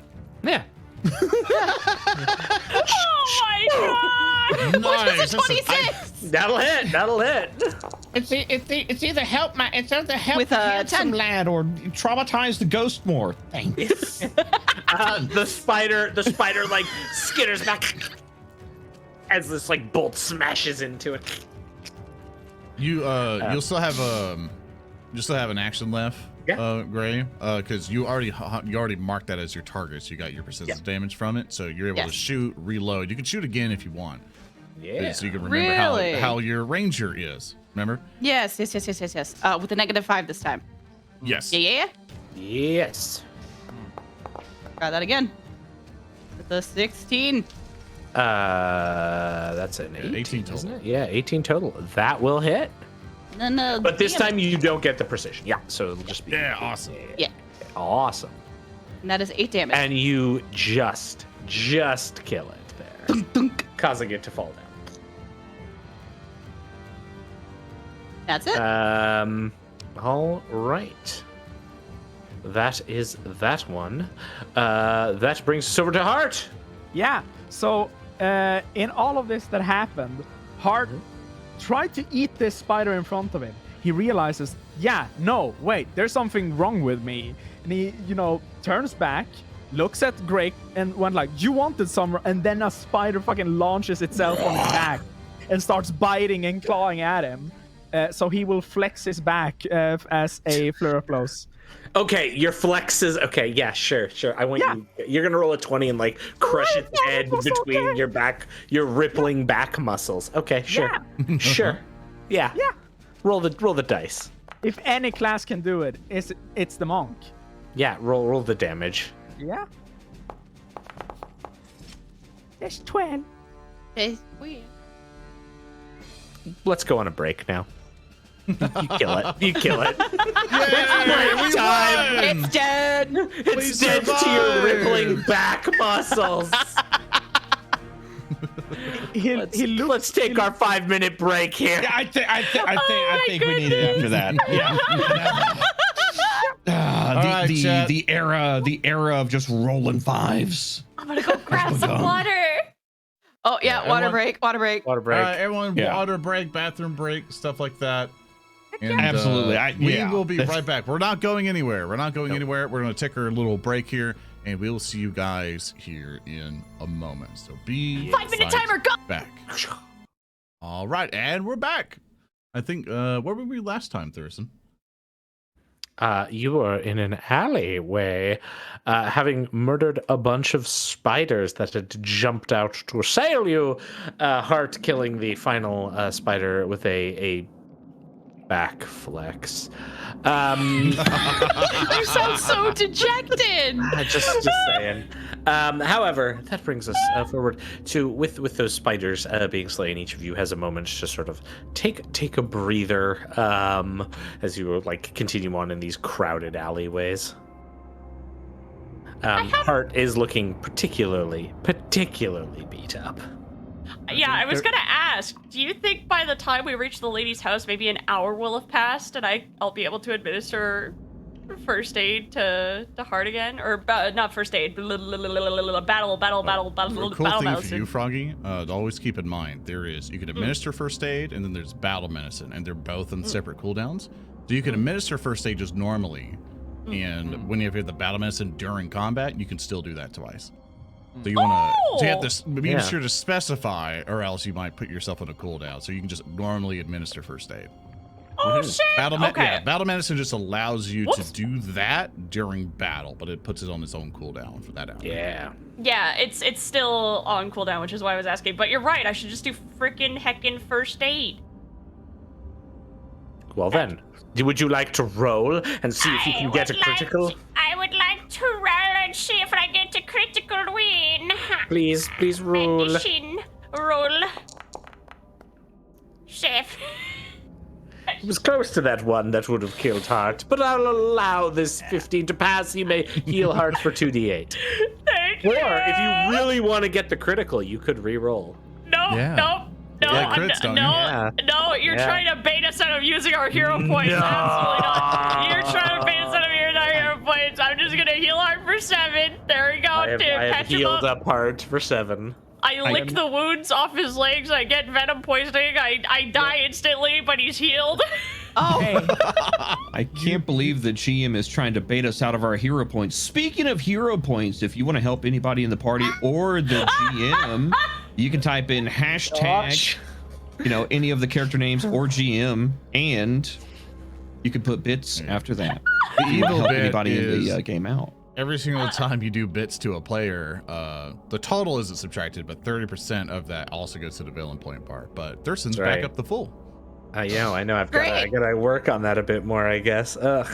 All right. So with that, you finish up in the alleyway. Are you going to you can see that there are these 2 holes into the ground that these spiders have come out of, and then the alleyway carries on, which Gray, you would know at least. You're getting really close to the end of this trail. Probably like another half block ahead, and then you'll be at the area. Is there anything else you would like to do, or are you just gonna start making your way towards the Elisa's home? Yeah, we're gonna make our way towards it. I'm listening for anything suspicious, though, along the way. Okay, yeah. So just beyond where these spiders ambush you, you kind of see a smaller 10-foot wide passage that breaks up from the hall. Passage ends abruptly in a circular space with a dried out fountain in the center, and then there are 3 passages leading off to other tenements. One of the doors has fallen over and reveals like a collapsed building, so like one of the doors is completely inaccessible. There is 2 other doors that are closed. And yeah, that's what you see as you approach. Sundance here?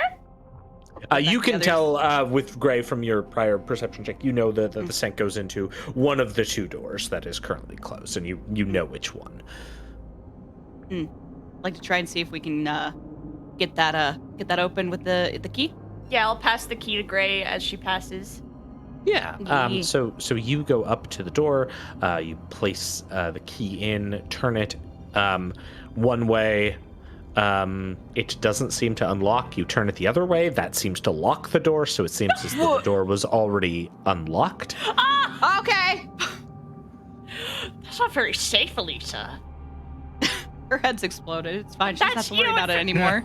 I think Yeah, she's fair got a lot enough. more to worry about. Yeah, you're right. I'm just being cynical. And I'm gonna open up the door and let everyone in. like to hold Gray's I'll tail. hold the door for him. Zoran And follow combat Gray. rolls and pulls security in the back. Oh, You see a little bear just. So the room that you enter into is sort of a maybe like 25-foot wide, like rectangular space. There's a couch. There's a small like pantry with a table, little kitchenette, wooden table. There's like a door that's open to the north that leads to a washroom. There's a door to the north that is currently closed, and then there is a door to the northeast that is closed. All of you start like gaggling into this living room space.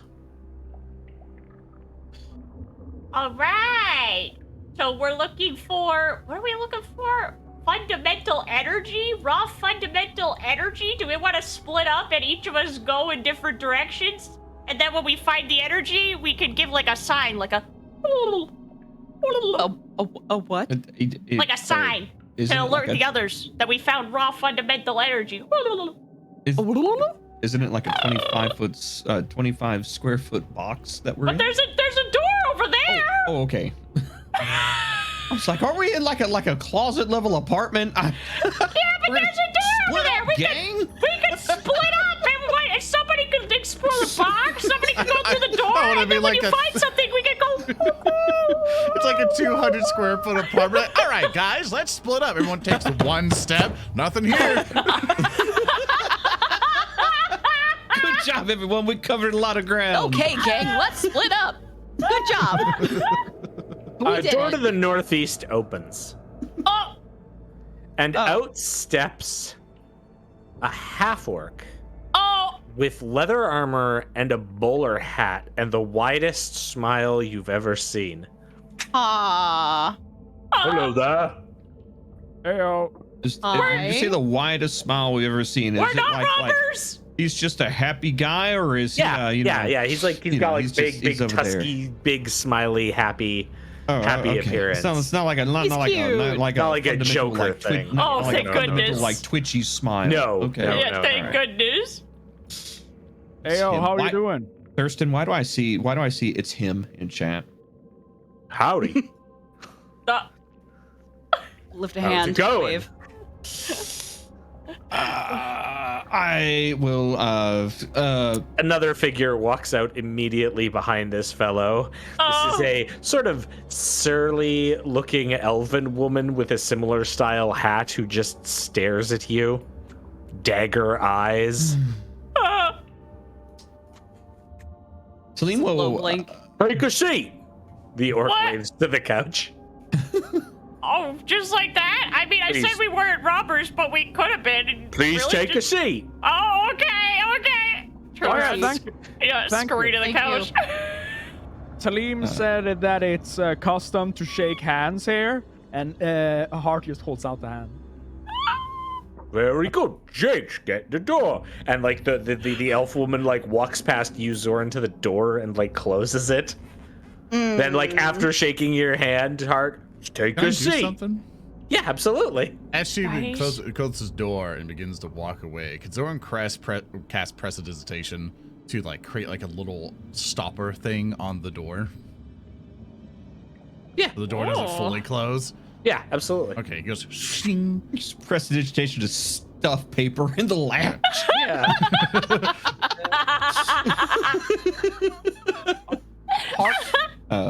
Hart takes a seat and nods over at this half-orc gentleman and goes, "You don't mind if I drink during this conversation, right?"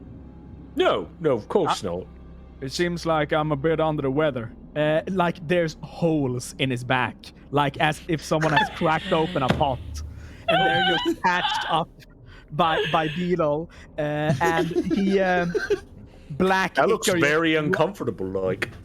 Oh yeah, but you know how it is with the ichor and all that, and then he just pulls out a healing potion and dumps it in a just bottle of wine, and then he just starts drinking from it. I wanna utilize my healing potion. I'd like to lean and whisper to my comrades, except for Zoran, because Zoran gives me the creeps, and I like to He looks at you with his beady looking eyes, his furrowed brow, just nothing but anger and resentment of losing rock, paper, scissors. Guys, what if these guys are robbers? No, what? I said we weren't robbers, but what if these guys are robbers? Are you suggesting that I am involved in some criminal enterprise? Because I am. Please, please. Don't panic. He sort of raises up his arm. Look. It's not like that. Tellem will actually lean over to Beetle and was like, look, it's all in the name of profit. Sometimes you have to do unscrupulous things to get by. Me and my associate and here. winks at the man in the bowler. Winks at the half orc in the bowler hat. Exactly like your undead friend said. Now, my name is Binks. That's Jinx. We work for a reputable charitable organization called the Children of the Blaze. If any of you have society, you can give me a check. Oh, buddy. Society. That's a 17. Very good. Very good. Tellem got a 25. I got a 3. Is that blaze Okay. like fire? So Gray has no idea. In fact, thinks the Children of the Blaze is like a charitable organization that goes around offering bonfire parties to children in need. Beetle, you recognize the Children of the Blaze as a criminal organization known for blackmailing and intimidating people in the commons of the Pons Pilaster. However, so Beetle, you know that. Tellem, you know that the same information. They are a criminal organization known for blackmailing and intimidating, but they're particularly reviled because they use fire in a densely packed city that can lead to multiple additional casualties and is considered one of the most verboten things to do, but they still do it. Tellem just nods. He's like, Children of the Blaze. That's right. I've heard of you in my time as a sand runner, doing a bit of smuggling in my more lively days. I have a out of character question. Their hats that they're wearing, are they similar to Elise's top hat, or are they completely different? No, they're very Elise's top hat was more like wider, magician-y. Okay. Yeah. Just checking. Right. Are you comfortable on that couch? Do you want us to be? Very good. I'm just making sure you're comfortable on that couch. Now, what are you here for? Well, We were just coming to see if Elisa was home, because, see, we've got her teeth here, and I'm going to pull out all of Elisa's teeth, and I'm going to show them off. Can you roll me intimidate?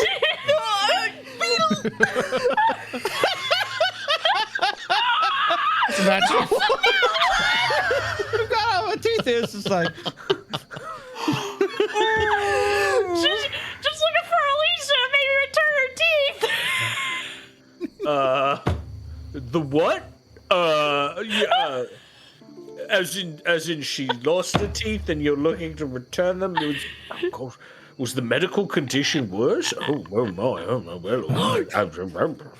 Oh, you guys know about her condition? Tellem will just cross his arm as he floats behind the couch. Can Obviously you not put those sitting on away? It. Yeah.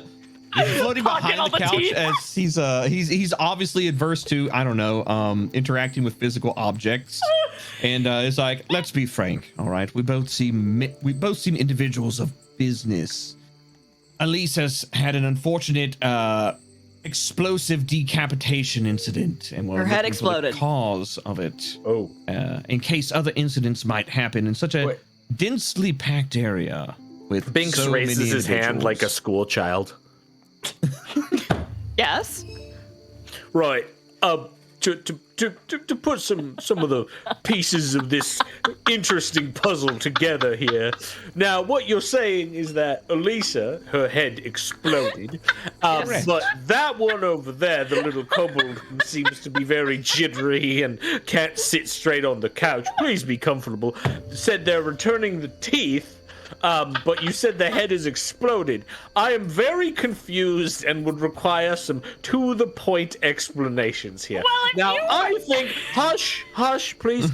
I think the one to deliver those would be this large man here. Points to Hart. Please, give me a summary of this situation. So we know that theater people has a sense of drama, right? God, no. Shut up. She exploded right in my face, quite literally. He takes a sip of his wine with healing potion. And not gonna lie, pretty impressive. However, one-time performance. He holds up his hand like, I'm not to judge. And right about now, I'm feeling weird in my head. There's something cawing at the back of my head, and I don't really know why. We're here to investigate. Looks down at Beetle, looks at the teeth. Why this happened to begin with, and we are in business reasons. Looks over at Tellem. Because we're business people, gives like a brand smile. Tellem just like winks at Hart. It's just like, yes, we're entrepreneurs in adventuring, and we've been sent to investigate the cause of her explosive decapitation.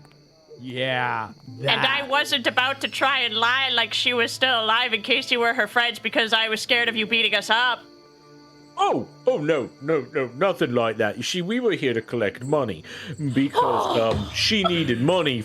She owed us money, so we were here. Me and my friend Jinx points to the lady at the door. I also imagine that like Jinx is standing by the door, sort of threateningly, while also Zoran is by the door threateningly. So like there's like these two enforcers just standing there at the door. Right now, she wasn't here, so we let ourselves in. Yes, Zoran. I'm sorry, can I roll an intimidate check as I rack Absolutely. my book gun Yeah, at Jinx? like yeah.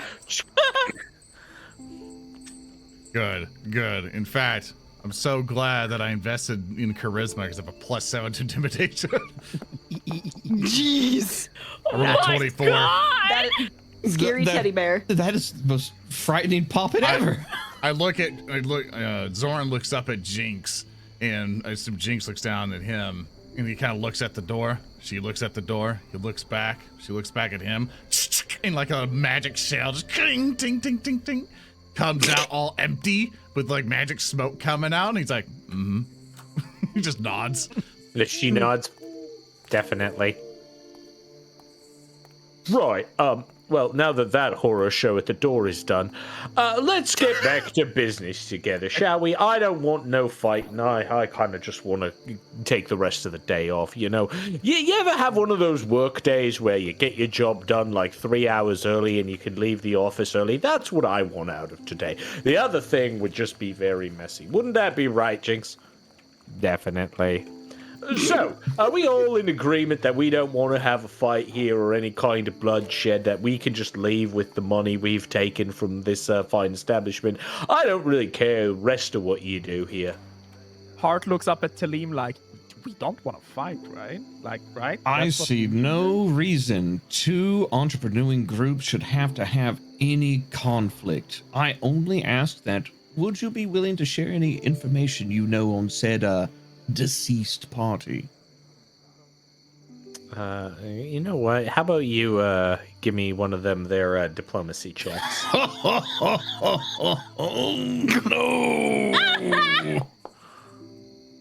Hey. You got 17. It's pretty good.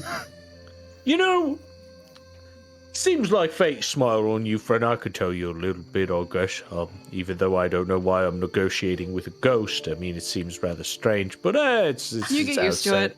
Let's there's just a lot of call it strange the things. spirit of business.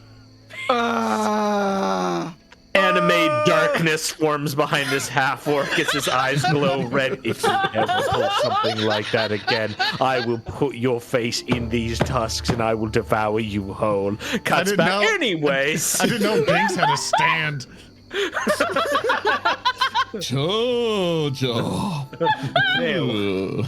No.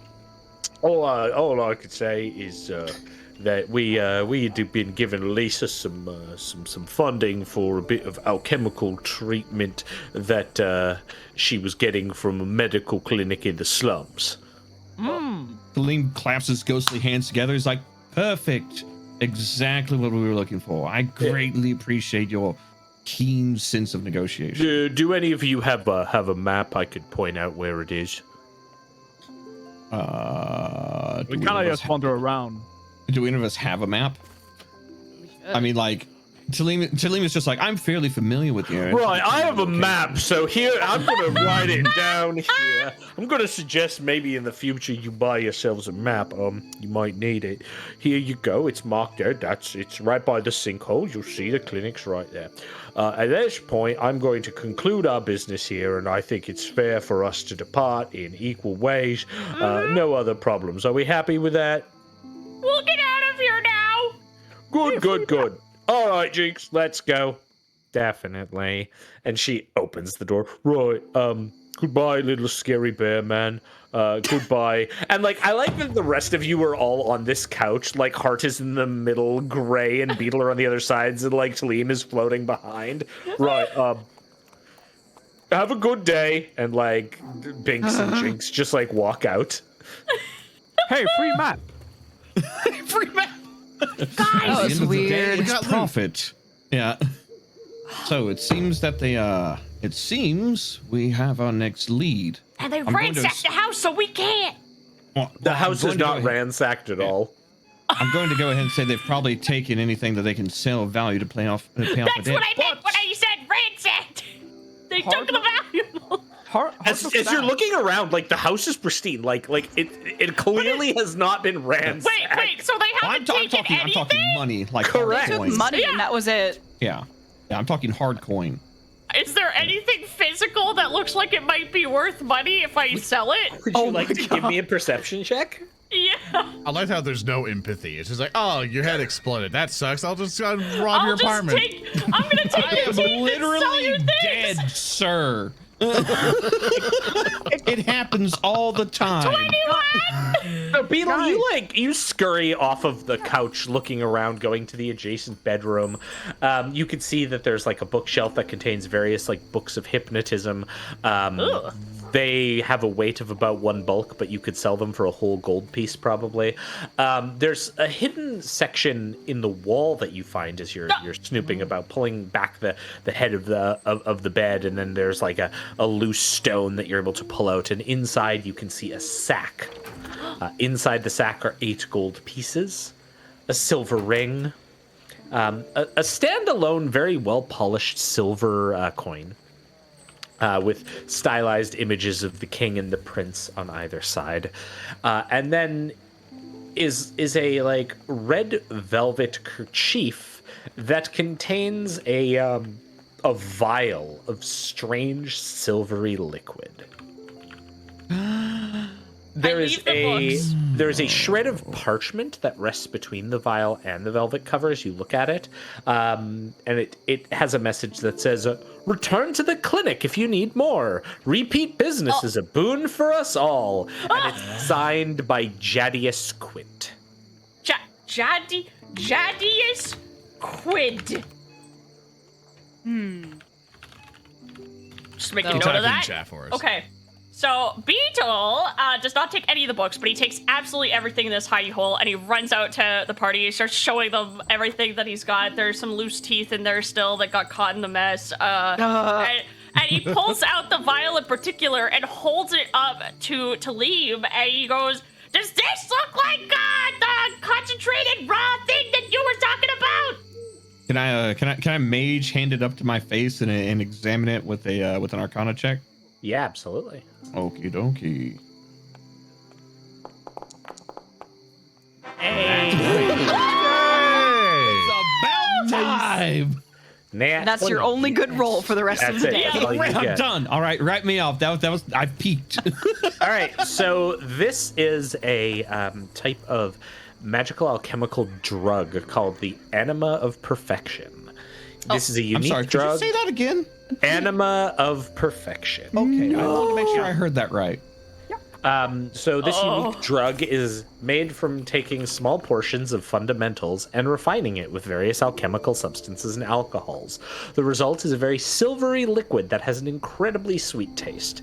The drug itself increases cognitive abilities, but leaves the imbiber susceptible to the growth of a foreign fundamental mote. So if you take this stuff, it lasts for, it takes about 10 minutes when you drink this, and it lasts for 8 hours. You gain a +1 circumstance bonus on intelligence check, all intelligence-based skill checks for the next hour. Then it increases to a +2 bonus for the next 2 hours. And then you are fatigued for the next 5 hours, and that's when you have to save against a disease that could have one of those cysts grow inside you and then potentially explode.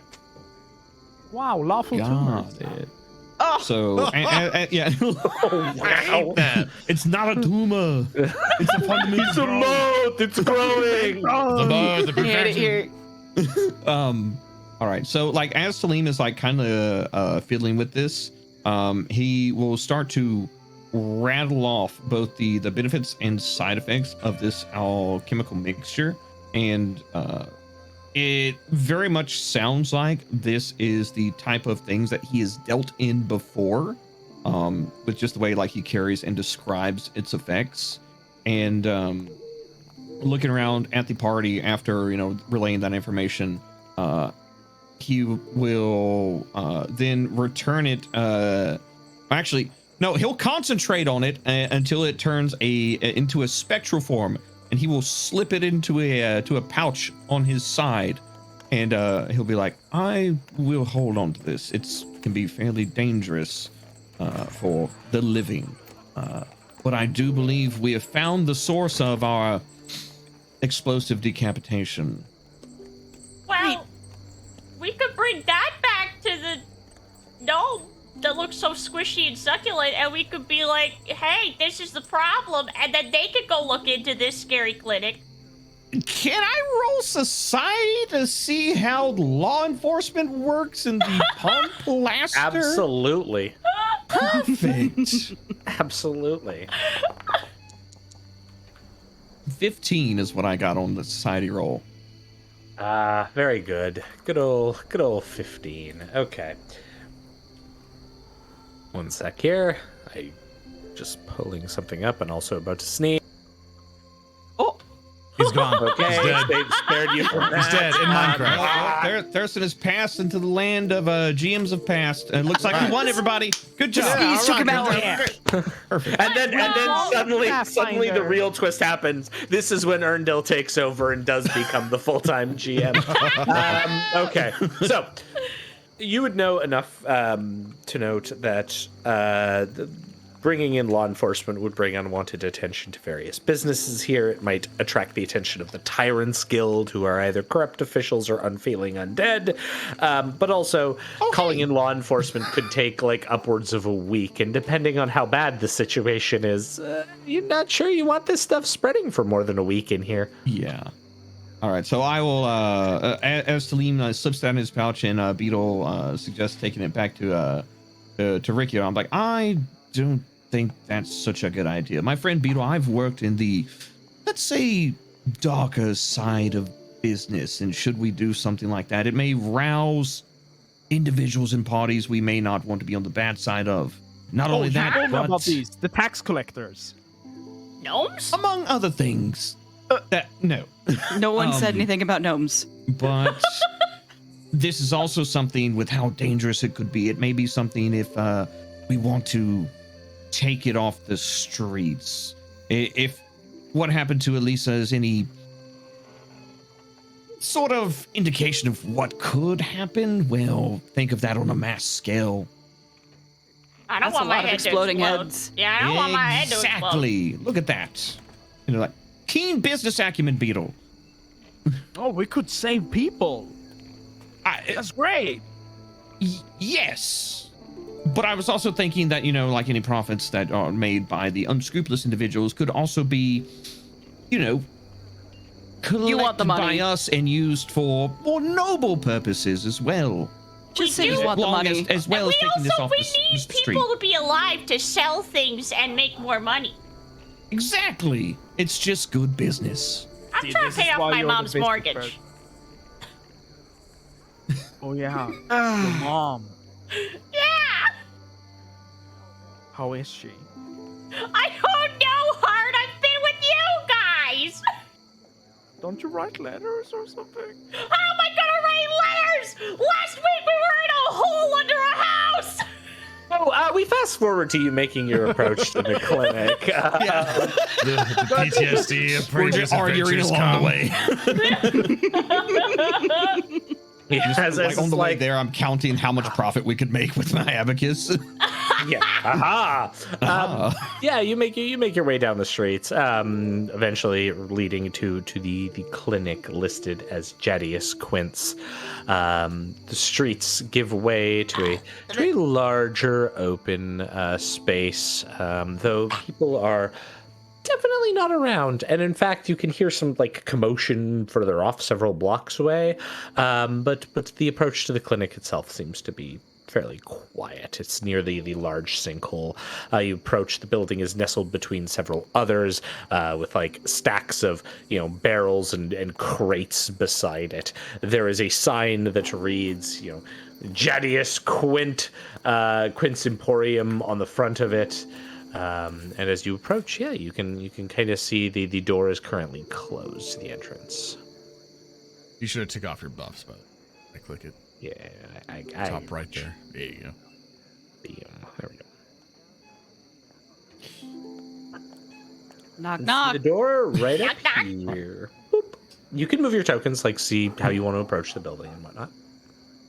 So as we're approaching the building, Tellem will look around at the other members and be like, so I see that we have two obvious ways that we could approach this. We could, of course, just go crashing in, as some of us all want to do, but I feel like that may destroy evidence or other things that could be more valuable along the line. Or we could have a, let's say, more personable individual go in and petition them as a patron.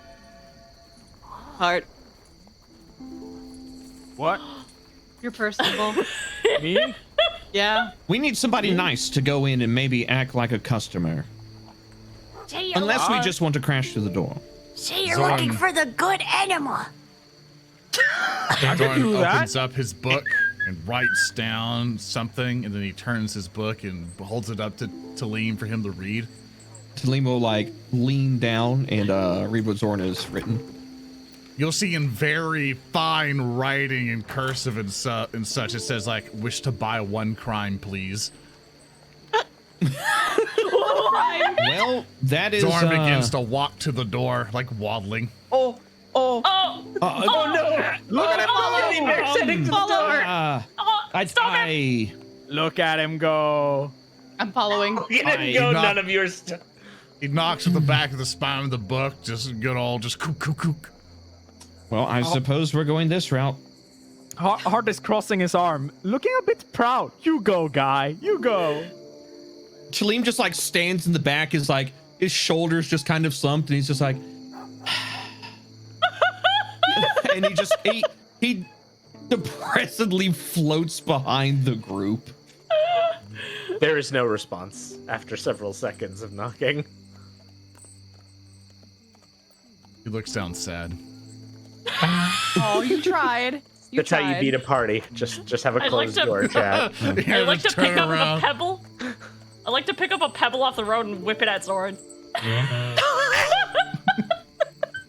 don't looks be mean. around at you. Don't be mean. Little dragons, little bee things streaming down as tears. You gotta go with the plan. Come on. What if we just tried to open the door? It could be, unlocked. Zoran opens the door, Heck, you can click. pushes it open. Blushes. Shut up! Don't take my bit. It's my bit. Zoran steps to the side. Let's everyone else go through. I will go forward. Oh, it is dark. This It's is gonna be heckin- awkward and embarrassing if nobody's home. The interior of the clinic opens to a rectangular foyer filled with a half dozen wooden chairs of varying types. A banged up wooden desk partially blocks the path deeper into the clinic, beyond which you can see a larger room concealed by a waving stained white fabric right here, beyond which you could see a single window that peers outside but is currently blocked off. So step further in, so I'm out of the doorway, get a look around. Yeah, you can, like I said, you can see that behind the desk is like a Yeah. curtain that carries on. Like to investigate the curtain. Yeah, sure. Hello, Give me a curtain. perception check. We'll remain outside. That is a watching 15. the door. Yeah, it's a nice curtain. That sure is a nice curtain. Like it looks Sorry like you about can that. like poke your head through the hole if you want to actually move your token up. You should be able to. Oh!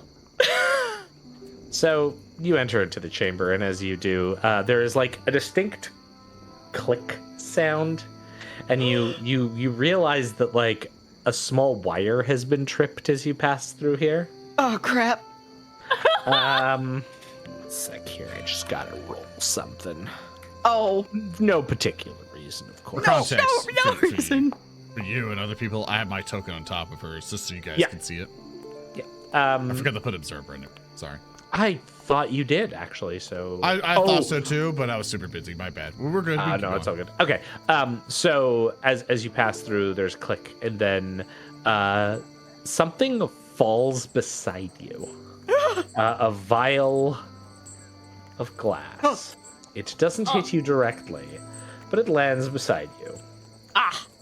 And does 1 point of fire damage. Oh, boy. As a small vial of alchemist fire hits the ground and goes up. Hey! You guys breaking stuff in there! Fire. Fight! What? Beetle comes running inside. Oh, okay. Yeah. Just you could go through the thing too. Can't freaking believe that they've lit the clinic on fire. Yeah, you can run through the. You can run through this Beetle. if you- He'll run over to Hart where you can see. Oh no, wait, never mind. It's a curtain that he it's a can't curtain. see through. Yeah. Right. You'd have to move through. Yeah. He'll run up to the curtain and he'll pull it aside. Okay, one sec. As you come in, there is another sound of a tripping wire. Stop!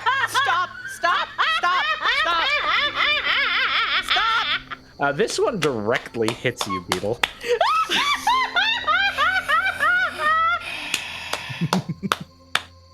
So you will take 1 point of acid damage.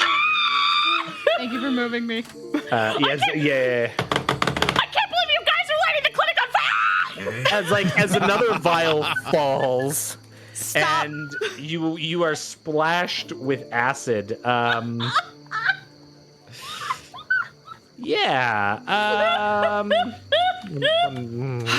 moment here.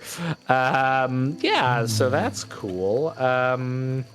Hart walks over to the doorframe, leans out, looks at Tellem a little bit like, bro, we might need help. Tellem like looks back and is like, what's going on? Is everything all right? Bad business decisions were made. That's what you told me to say, right? Oh no! And Tellem like comes rushing in from like guarding the door. Oh yeah, and you don't trigger anything, or sorry, you're just coming in through the door. Yeah. You don't trigger anything because you're coming into the main room. Hey, Like Beetle, if I can you see roll me a things are on d20? fire, I'm just like, what is going on? Who's rolling a d20? Beetle, Tellem- please. Oh, you got it. When Tellem is passing by, he like tries to tap him on the shoulder, but he's a fucking ghost, and he goes, "Holler if you need me," and then he is the guard. That's a 12. Cool. You take 3 more points of acid damage as the acid begins to chew into your skin. It's still bubbling on top of you. I collapse onto the floor and start flapping around screaming. I will attempt to reach through the curtain and like fumble for. Wait. Oh wait! I just passed through I forgot. I'm a ghost. Yeah, you're a ghost. That's a real ghost one. I'm a human being. No, you're a ghost. I forgot I was dead. Clem now is in crisis. No. Casually hovers over wire. If we die in the one shot, do we die in the real campaign? As we determined, if you die in this one shot, your VTuber is dead forever. And you have to make a new one. Also, Beetle, roll me another d20. You freaking got it. Yeah, you got it. That's a 12 again. Oh, Well, you take 1 more point of acid damage. Can I be helpful? Can I potentially be helpful with my helpful Yeah, Poppet absolutely. ancestry? I'm glad your party member is screaming and flailing. The rest of you are like, I help. Just standing staring like, wow, it's fucked up. Okay, I have to help you. How can you allow me like an Arcana check or using Prestidigitation to like take like conjure a blanket or so and just go like to smother Beetle. And Yeah, sure. Gray, are you doing anything during this? Well, I was gonna ask if I could use my cloak to like get the fucking the freaking acid off him, but we've already got a blanket that's being summoned. Roll me a d20, Beetle. Let's see if your friends can help you. This will improve your chances. Everybody just starts hitting Beetle to put him out of his misery faster. Yay! 17! Yay! You only take 4 more points of acid damage, and then the acid stops. Yay! Shit. I have a healing potion. Can I use it on Beetle? Is it Yes. thievery that is used to disarm traps? Yes. Yes. All right. Can I? Okay. Wait. I want to set the scene. So Beetle is like screaming on the ground to acid, like Zoran the Poppet, Gray the Knoll have come in, like set off all these traps, and so they're like throwing like pillow or blankets on top of Beetle. Is like, now drink the healing potion. As all this goes on, does Tellem just casually float in, look up, sees the trap, and is like, oh, I'll handle that. They seem like they have it pretty much in hand. Look, okay, we just talked about the Tyrant's Guild and the unfeeling undead. Okay. Yeah, it's the logical, smart business decision. Goes in, uses Mage Hand, tries to disarm traps, so Give me a thievery check. is no longer being melted in front of him. Give me a thievery check. Yeah, you like float into the room. You can give me a thievery check. It's like your friends are like dealing with your screaming kobold ally. Oh yeah. You just come in. You're like, oh yeah, click. Oh yeah, there. It's like cut the appropriate chords. You like coming semi-corporeal to cut them. Oh yeah, there you go. Like he looks up after he does it, and he's like, first rule of underworld dealings: when a room is abandoned, always check for security measures. Beetle's just sobbing. like massive scarring on your head. Beetle's just sobbing and grappling at the air. This is so hard to talk while I'm laughing. I would like to take the healing potion I have and just like pour it all over Beetle. Wait, Zoran intervenes as you're coming in, Gray. To basically give the potion, you see Zoran just snatches it and goes in, and it kind of gives you a look like, I'll do it. Looks down at Party. Book. She just shoves it in there, glass and all, and shuts her jaw. You're All you hear is like, It's gonna be like Zoran- the most watered down Zoran- health potion. Zoran will then look at Gray and nod as in respect, going, thank you. And he he's off. Revenge complete. Tellem will like look over at Zoran and be like, next time we have some downtime, could you please remind me to make sure that I recite the tome of acquisitions to all of these for future dealings? Why didn't you come in first? You're the qualified one. Pause. Roll the health, but roll the healing before we forget. oh yeah, true. So I have never done this in Foundry before. How do I do this? Oh, okay. So which type of healing potion is it? It is a minor healing potion. Okay, so this one is 1d8. If you click on it in your inventory, you should just be able to click where it says 1d8 hit points. It has a little like pop-out thing. Yeah. Yeah, just click that. Okay. And then that should just roll it. Yeah. Hooray! Nice. And then I click on Beetle, and then I click the heal button, thank you. and there you go. And then just subtract that from your sheet. Otherwise, Tellem, you finished disabling this. You can tell, by the way, that the trap here was essentially there's various strings that were running around the room that were connected to alchemical vials that were on rafters in the ceiling. So like there were various like acid flasks and like frost flasks and thunderstones and all sorts of manners of different awful things that could have continued happening had they not had you come in. Now that they're disarmed, could I Can I collect those? Yeah, absolutely. Perfect. Basically, remaining there are 2 frost vials. These are all like the lesser frost vials, a thunderstone, an alchemist fire, and an acid flask. I will mage hand them all like down and onto a counter, and I will start to like hover over them and turn them ghostly. Ghostly, yeah, So absolutely. I can pack them away. Awesome. Okay. Tellem, rolls over you and good? throws up. Like Tellem is over there. He looks No, up. no, you're dead. Oh, You're Oh. dead. wait, You're did I beating her. pressed the wrong button? Killed yourself. He's a double ghost. Double go. There you go. Come back to life! Come back to life! I pressed the button. Oops. Double ghost, exactly. All right. Yeah, so this is a just to give a rundown of the room you've all been like screaming and running around in for the last like 5 minutes. This is a like 2 single occupant beds in the center of the room, which is lined with like haphazard like white and tan sheets. There's a rusty metal push tray with several medical utensils along the northern wall. There's a cloth covered doorway to another room. Opposite the tray is a partly rotted wooden bookshelf lined with vials and potions. And then the second bottom shelf is collapsed, and a rainbow hue of mixes on the floor here. Another cloth doorway leads to the west, and another which you came into the south. So there's 2 more cloths, like curtains this way and this way. Tellem, you go first. I will need a little bit of light to see. Beetle, after he's done vomiting, goes over to Zoran and shoves him forward towards Tellem. You'll see that Zoran will try to tug on your clothing again, but he's like raising his hands up like as if he's like, give me something. Tellem Why did all your hit points disappear, Beetle? Why did all my hit points disappear? So- 18. someone- There we go. yeah.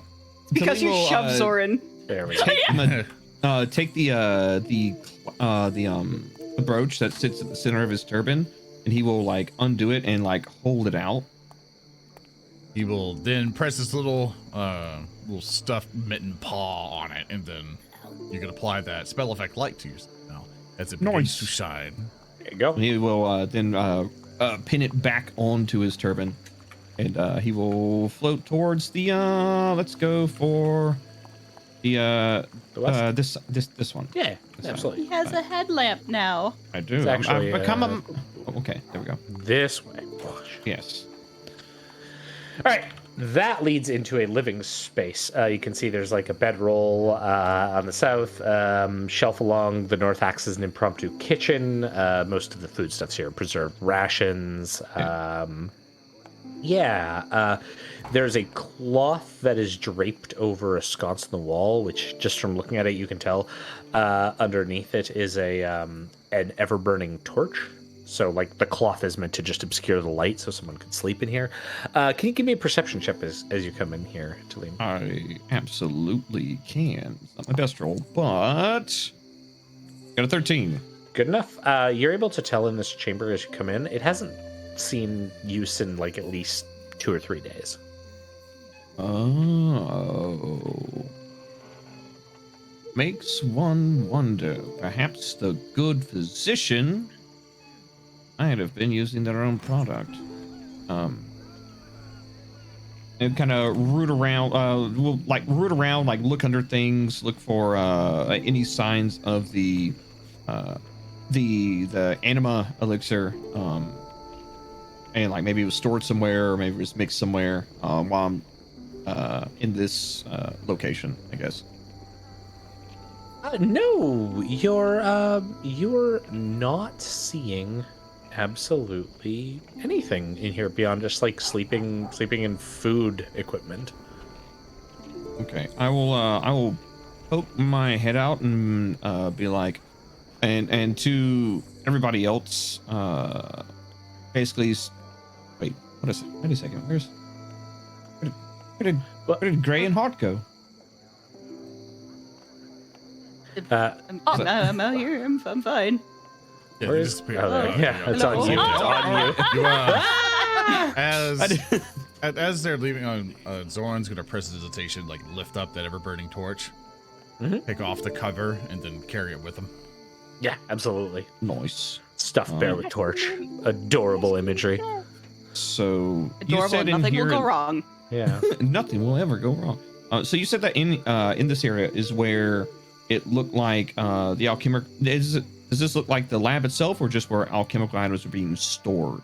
There was like obviously storage here. This looks more like a standard clinic, just a terrible, defying all standards of, Outset's version of OSHA style of a clinic. Gotcha. All right. So they're maximizing profit. Okay, Yes. that's respectable. I can understand that. So you said there was an entrance to the north and to the east as well. Yeah. So do one to the north. So All up right. here. So I will look at everybody else and be like, I will check the northernmost entrance. Perhaps others can check the eastern. There's no eastern one. Oh, there is just no eastern. Okay, yep. it's just as a sheet there. Apologies, yeah. Okay. All right. So we'll I guess we'll check that one as well. Yeah. So you I don't can know float what up north. You can just move your token. You just press up. gonna- Okay. I'm gonna go check on Hardy. He's been pretty quiet. Maybe he's taking a pee or something. Yeah. So Beetle, you come out. Hart. Yeah, I think you're just standing in the foyer still. Beetle can see that Hart is snickering to himself, What? and like speaking in some weird language as he is like looking at things, squatting down, stroking his chin. He has tied a not a rope but a string to like his own wine bottle. And he's trying to figure out like, how can I make a makeshift alarm, so I can leave this post and join my friends. Because You left him Most alone. passive-aggressive way. All right. Hey, what you got there, buddy? hi, yeah, hi. You need some help there with your bottle? Yeah, I don't like being left alone. Oh, what are you doing? You trapping a little trap? Tellem was guarding the door, so I thought that, someone maybe were gonna have to do it, and I tried to rig this thing so I could join you guys, because I don't like being alone in the dark. It's uncomfortable. I got you. Here, can I see that bottle? Holds down the wine bottle to I'd the like little to man's. I'd like to take the wine bottle, and I'd like to take all the teeth, and I'd like to pour them into the wine bottle, and I'd like to try and set up like the wine bottle on one side of the door, and then attach the rope to like to like the door handle or something, so when the door opens, the bottle will just clatter teeth around. In before the door opens inward, so the both of us go like, yeah, awesome, and then Yeah, we're like, never yeah, triggers. we high five each other. Yeah, and then it never triggers.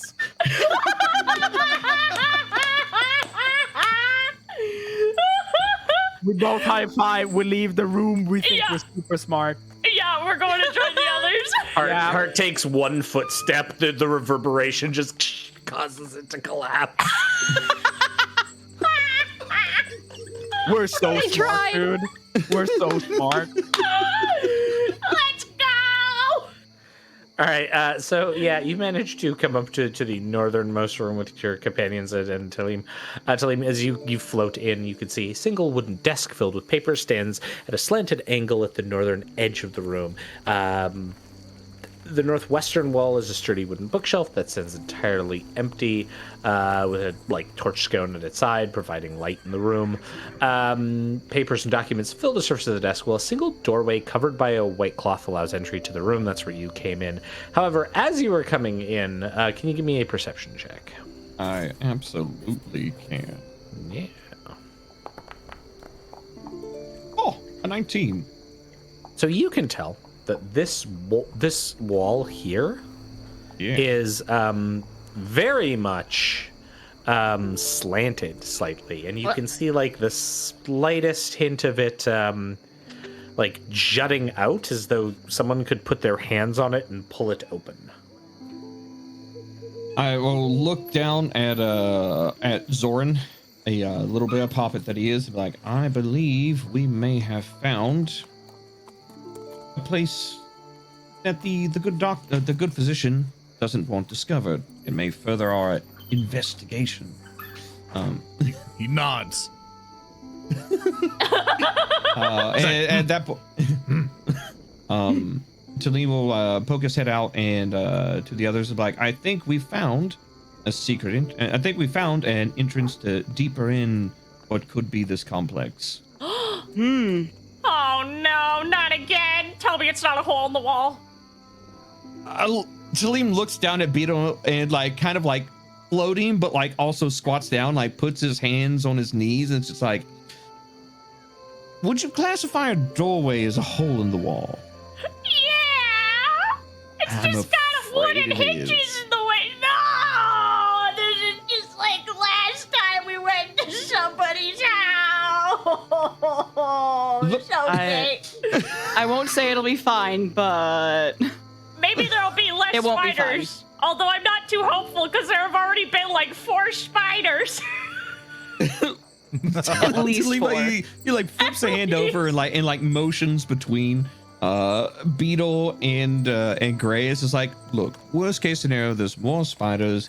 Heart will eat them. I'm sure Heart will enjoy a nice savory meal. Hopefully this time we can cook it and have We won't. manners. No.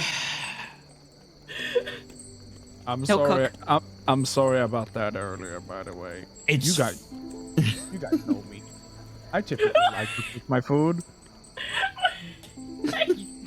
You kinda went ham on it. I've never seen you eat anything so vigorously. I'm scared. I mean, it's not. He scratches his head. It's not the first time I ate something that was alive. Okay, so anyway, this hole in the wall, that sounds pretty interesting. As Beetle just like walks through to leave, it's just like turns around. It's like, well, I guess we're going. Yeah.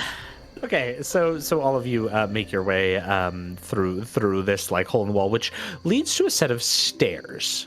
These stairs begin to descend down. It's a spiral staircase that descends down several levels. At this point, there is no light, though I believe right now Tellem is sort of the I have one the ever-burning holding on torch to up, light. and Tellem has light. Yeah.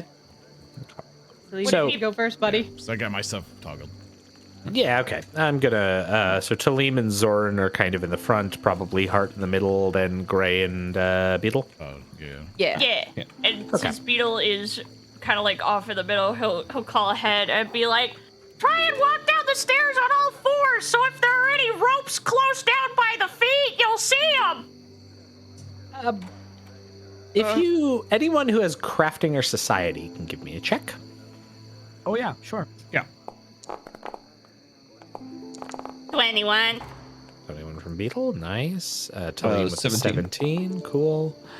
And Gray with a 4. 4. All right, so Gray, you have no idea. Oh gosh, and nat Heart one. with a 1. Heart, you're like, we must be going into architecture that's super new. This is all glorious architecture as you go down these stairs. The rest of you, and Gray, you just have no clue. Tellem and Beetle, you know that. You recognize that you're entering the buried city of Outset, going further and further underneath. And the change in structure represents the architectural style of prior generations. Well, And this more ain't the importantly, cave. there are no more traps, right? With bottles of acid on rope. This all comes together as you begin hearing a loud, vibrating sonic sound. This wow. All of your teeth kind of vibrate slightly. Even Elisa's teeth in my pocket. What ones are left? Yeah, I was about to say there's not enough to clatter because they're all on the door upstairs.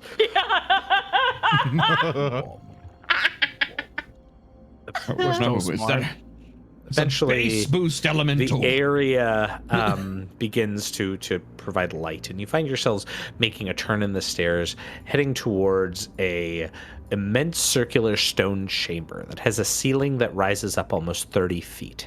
Angled symbols of bronze, gold, and silver stretch up along the walls here, ascending to the edges of the light provided by the torches that are set up about halfway in the cardinal directions.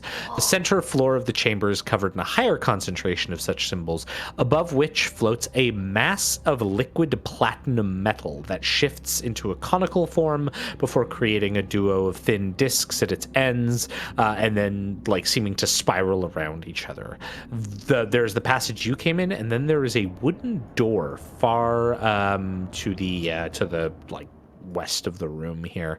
As you come in, you can see this figure that's sort of floating in the middle of the room. It looks kind of like this.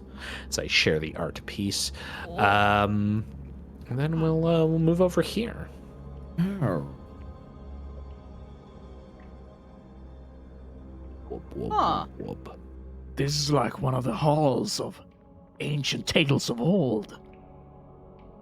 That what the raw energy emote, perfectum emote, it looks like?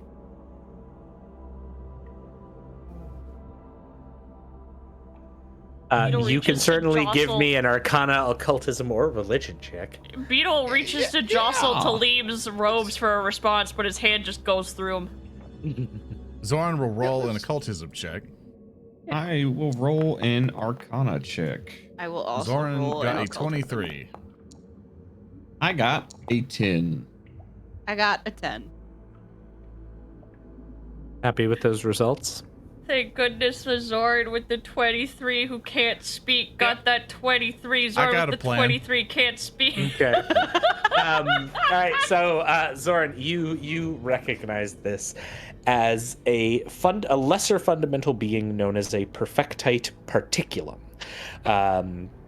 So you recognize that this is a type of like perfection outsider entity that is sort of its lesser form. Like if like in the fundamental wars between the fundamental powers, the perfectite's kind of like the baseline soldier. Motes are like these things that occasionally appear and like basically live temporary lives before dissipating on the material plane. Particulums are like the lowest form that could actually manifest and stay manifested on the plane. You can ask me 2 questions about them. One, what resistances does it have? It is resistant to mental effects. It also has a particularly high will. Yeah, and what language does it speak? It speaks the language of perfection, which is the lawful language. However, you would, as part of that question, you would know that it can communicate through the use of its spells. So it does have some innate spell-like abilities that are language dependent. And even if you can't understand it, those spell effects can still affect you. That's one of its special abilities. Basically, it has the word of law. Any auditory or linguistic effects that affect other creatures that it uses will still affect you, even if you can't understand the language it speaks. Cool. So, as with all that explanation you just had, literally, Zoran kind of comes up to the group and goes, and prestidigitation's like a chalkboard, and he begins just basically giving everyone a lesson. He has a little hat on and stuff he conjures up as well, and he's like it's basically the title. The blackboard is the Perfectite Particulum for Dummies, and he's probably just explaining it all, like pointing to a thing, scribbling more, pointing to another thing, scribbling more. And then after he's done, he'll kind of like look around and see if anyone has any questions. Can we ask it to go away? Zoran looks at the blackboard and she's like, really? Heart races the hand. Then he points his little ruler at you. Thank you for taking your time. My name is Hard. What happens if you touch it? No! Do not touch it. He scribbles things down and it equals into like a skull. Heart, we're Stop. here to investigate why this lady's head exploded, Yeah. connected to this thing, probably. Tellem has like has his hand up to his chin, like over his chin would be beneath the scale mail veil, and it's just like, but negotiation might be probable. We ask it to go away, people's heads won't explode like bubblegum anymore. Perhaps that won't work, but maybe Listen, maybe we can negotiate welcome to non-hostilities. Yeah. It's it's better than nothing. Especially if we wiggle and we do a little dance as we go up to it, it'll know we're friendly. He just tilts his head to the side and just like, it, like the glow of his eyes beneath his face mask. It's just like kind of hood a little bit. He's like, really? Does Zoran know that dancing is a chaotic action? Zoran will look at Beetle. He'll nod, and he'll press his hesitation maracas for both of us, and then he'll start shimmering over to it. Beetle. Here we go. Beetle starts dancing. Beetle Okay, starts doing move the where you're worm, but going. vertically. Yeah. Put yourselves where you want to go. As he's going over, and as Froggy's also doing dances with him to try to appease it, I would like to help out Froggy. Some 'cause I'm, volcano god, like okay. Quick, appease the perfectate. Cha cha cha cha cha cha. Yeah. So he wants to help Froggy with his helpful Poppet, particularly skilled at helping others. Has to gain +2 circumstance bonus checks to aid. So I wish to aid Froggy with my performance, if that's fine. Yeah, absolutely. Okay, Froggy, what skill are you using here? I'll roll mine, so get ready for it. Nice. It's a 25. Oh yeah. A crit it, I think. Maybe. Yeah, that'll increase the bonus. Yep. My diplomacy and performance are both the same, but can I use diplomacy? Yeah, sure. I'll allow it. I'm trying to do diplomatic vertical wiggles. Okay. That's a for 24. Yeah. Okay, so like you come in and like you start like dancing with the it's the kobold and the Poppet coming in doing like interpretive dance. The particulum immediately I like what shifts. chat says. What? It can only be the masked rendition of Cuban Pete. Oh my gosh. No. Wait. The most lawful dance there is must be the robot. Right? The particulum's response to this entry is to change its form into that of a giant silvery question mark in the air. Zoran thinks it's working. He shakes harder. Beetle drops down and starts doing the wiggle horizontally. He's doing the worm. It like then turns Grace into a slowly giant rubs her face. angled arrow and starts like rotating around the point of the arrow, pointing at several like small sigils that are inscribed in the ground around it. Can I roll Arcana to understand the meaning of these sigils? Absolutely. Perfect. Arcana just doing work today. Yeah. Knowledge is great. An 18. On that Arcana They would be some kind of like summoning and binding sigils. So you could immediately tell that this thing is trapped in its current location. Oh. Okay. I will ask it outright. Should we release you? Will you return or stay? Are you doing any like gestures or anything with this? Like, Yes, like you as you speak, it doesn't seem to react to just words. Oh, Trying to okay. do So like, Tellem will like point at the sigils. Is like, if we release you, and he like points at the sigils and then makes like an X, like, you know, like getting rid of. It's like, will you? And he makes like a motion like leaving, and his hands just like, you know, like disappearing, or you know, anything. It's like, will you, stay, and like, you know, like points to like going out the door. The instant you point to the sigils and like kind of make the mark, it turns into a giant happy face. Oh my god! Yeah! Gray is just like watching all of this going on. She doesn't understand what the heck any of this is, so she's just like, okay. Sometimes business negotiations can't be done in words. Beetle can't understand the sigils or any of what Tellem was doing because he can't understand the sigils, so he's still doing the worm, and he looks at Tellem and he's like, I think he likes it! I think he likes it! And he keeps doing the worm. No, yeah, like actions speak louder than words, right?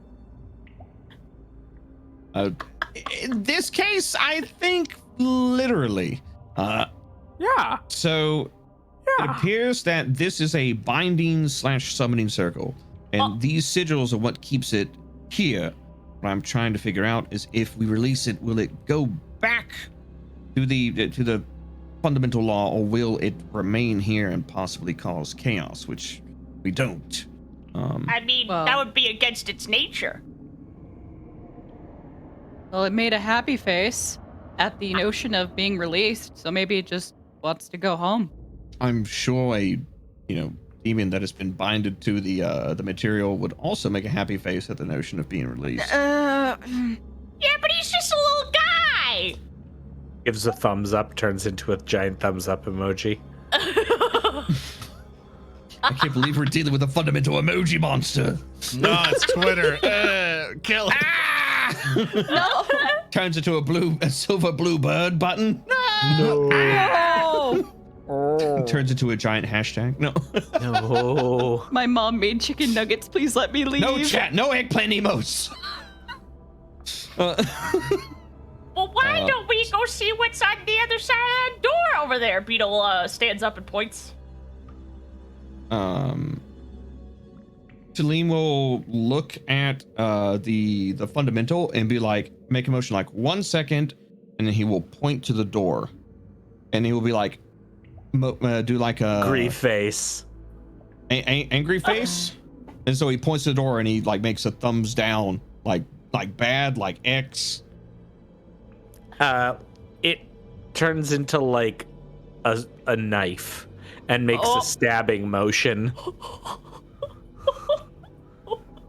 I understand. Okay.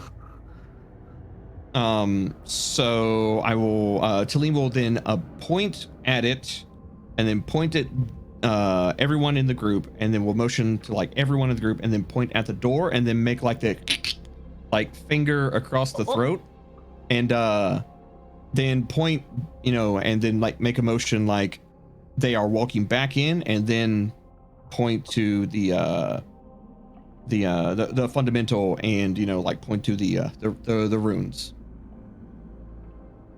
So basically trying to be like, we will go deal with that and then come back here and handle all of this. And he's like, okay, and does like an okay hand symbol. Draws like a question mark in the air. It does like a smiley face again, and then an arrow to the door, and then multiple stabbing gestures, and then back to a smiley face. Oh, can I take a crack at? Can I take a crack at it? Sure, but I think whatever has trapped it here is behind that door, and if we can get rid of that, we could possibly get rid of any more of these being summoned here. All right. Hard points at this mass that is floating in the air. Then he points at the circle, crosses his arms like no, and then he points at the creature, and then the way out. And then he gives a thumbs up like, that's good? Yeah? It turns into an arrow, points to the door, turns into multiple stabbing motions again with a dagger, then turns back into a smiley face. So I think it's pretty angry about what its situation is. Yes. And if we were to just free it, that wouldn't be the end of this. So perhaps we should take care of that. And so Tellem will he'll like wall into the door. Yeah. He'll like Tellem will float by and just be like, all right, just 1 second, and like a hold on motion. Tellem, can you do that trap thing that you did before, just in case there's any more bottles? I can check to see if there are. Would I use thievery to see if the door is trapped, or would I use perception? Okay. Well, actually, perception in this case. Perception. Oh no. Yes. Oh no. You gotta find the trap, disarms thievery. Then you disable it. Yes. Oh, thank God. There's All right, there's I no rolled a trap on 23. this door. All It right, is so old. It is just like a plank of wood almost. Okay. Nothing I'll look else around, and I'll be like, it doesn't seem like this one is trapped. Are we ready for whatever might lay beyond here? He'll Always takes out his ready. crossbow. All right. Tellem will motion to the door and be like, huh? If you would do the honors. Cracks his knuckles. Ugh! And he enters. Speaking of which, I draw my sword. He enters mountain stands, and I wish to attack the door. Okay. Just No, All right. it's, Open it's it. funnier this way. All right. It's funny. Give me an attack roll. Okay, you want to put yourself up to the door and Tellem out the way? Pretty much. And behold now, as I am blasted with like 15 fireball. points of damage. Yeah, it's gonna be great, you guys. It's gonna be great. I strike the door. The door flies off of its hinges, crashing to the other side of the room. In this chamber, you can see stacks of parchment books and scroll cases form a pile along the western wall. A single chandelier of brass hangs from the ceiling some 15 feet above, while alcoves line the walls here, some containing parchments, empty scroll cases. The lion's share is in a frantic pile. A small wooden table littered with alchemical compounds stands against the southern edge of the room. A single wooden door exits to the east, which is the door you have just cracked open. There's no one here. what? Tellem is just like, he just like holds his hands and is like, really? Tellem, check the room for more ropes and Give me a perception check. Oh. If you want to maybe select your tokens too. Let's put yourselves in initiative now that I think about it. You know, Oh. For reasons. just reason. That's a 14. 14 for you, Beetle. I'll just update the at here. That's a 23. All right. Okay, 1 sec. 14. I got Gray got a 23. okay. I got a 22. Hold on, let me switch over here. Zoran got a All right. 10. All right, Tellem, did you roll? Yeah. Okay, no, you haven't. And yeah, perfect. And Okay. Tellem got a 21 for initiative. Perception. Cool. Cool. Well, howdy. So the combat begins. Excellent. The combat begins as the invisible wizard stops being invisible. Oh. Was he And, hit by a flying door? He was watching everything. Well, you were so loud. Yeah, he has now rushed over here.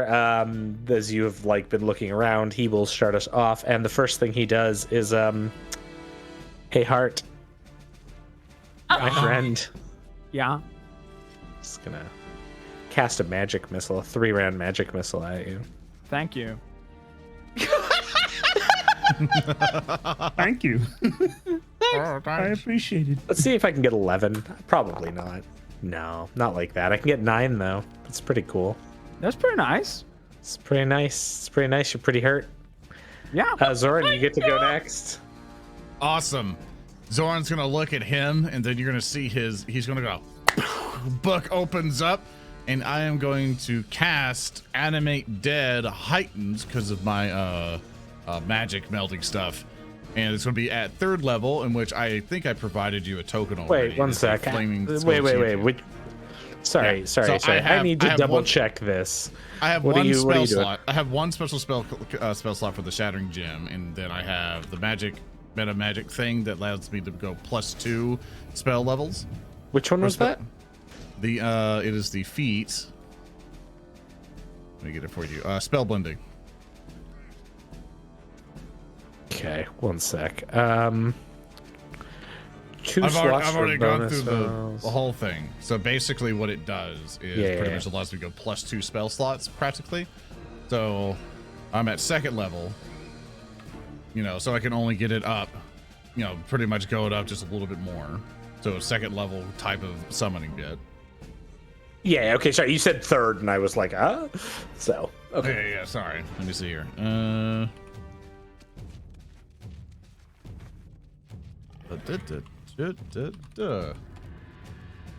I'll make sure even I got my stuff right. Yeah, practically I'm summoning an undead skeleton here. But if it's going to be an issue. Okay, like 1, 2. No, I'm still right. Yeah, it goes up 2 more spell slots. If I'm at level 2, it goes 2, so 2, 3. The third will go for second level. I'll do that. I'll trust you on this. I see. Yeah. So basically, here, we'll just keep it simple. I'll just magic missile him again. I will rack my book, aim at him, and magic missile him one more time with the thing. In which I'll do a 2 action version of it. So it's only going to be 4. Okay. So here's the thing. There is a thing on spell blending. The spell slot must be this spell you can normally cast. So it's meant for like, you have 3rd level spells. You can trade like 2 of your 1st level spells. We will discuss that after. Yeah. Because there is a divide, which we got to figure out. Yeah, okay. So I'll basically go pew pew, 2 magic missiles shooting out. So 3, 4, 5 to him. Yeah. In which it'll pew pew to that. And then I will cast Protective Ward. Because I assume we were doing magic stuff in before. Whoops. As I click the wrong button there and destroy him. They actually deleted him. We won! Oh, no! Good job, everybody! Okay. Yay! Then basically I'll do Protective Ward, and then whoever's near me will get the +1 AC. Awesome. Okay, cool. And then I have to put him back in the initiative order above you. Okay. I have to give him a fake roll and then move him above you. Okay, cool. All right, so that is it for you, Zoran. The thing makes a stabbing emoji towards the old man, and this like man who's now appeared from invisibility, having cast a spell. No, you can't take it. It's the only way I can make money. I need to make money. Gray, you're up. This man suddenly just purifies and shoots. Starts just being, a menace, as you do. She immediately just turns around on prey, whips out the crossbow. Pew! And I miss. Shoot. And I miss. And that's it for me. Oh my god! Fired, and I missed again. Then fired. Oh, I missed. old man's terrifying. Passed out in the snow. All right, Hart, you're up. All right. So, this boy right here. Yeah. Is It's a sad. middle-aged man. Yes. Oh no, he's within 20 feet. Perfect. Okay. Hart turns around and in true occult mountain stance manners, he will slide across the ground with the sound of a brick dragging against concrete as he just leans his entire freaking body into... I'm gonna grapple this guy. So he slides the fuck up. I mean, he slides the frick up there. The frick? The frick up there. And then I will attempt to grapple. Sure. Yes. Just let me target this guy. Yes. Give me that athletics check, my dude. Oh yeah. Here we go. Here we go. Athletics. Here we go. I have a hero point, right? So I'm Remember to see your rolls. You rolled it. 14. 14. Failed against this old man. Well, not old, middle-aged man. You're warming up. You want to hero point that? Yeah, exactly. I'm gonna use my hero point. Yeah, just right-click and reroll using hero point. Yeah, you're good. You succeed. You got him grappled.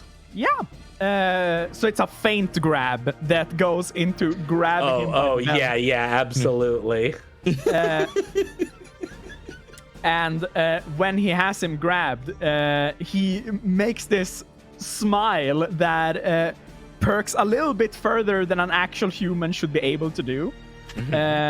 Like the weirdly proportionate man he is.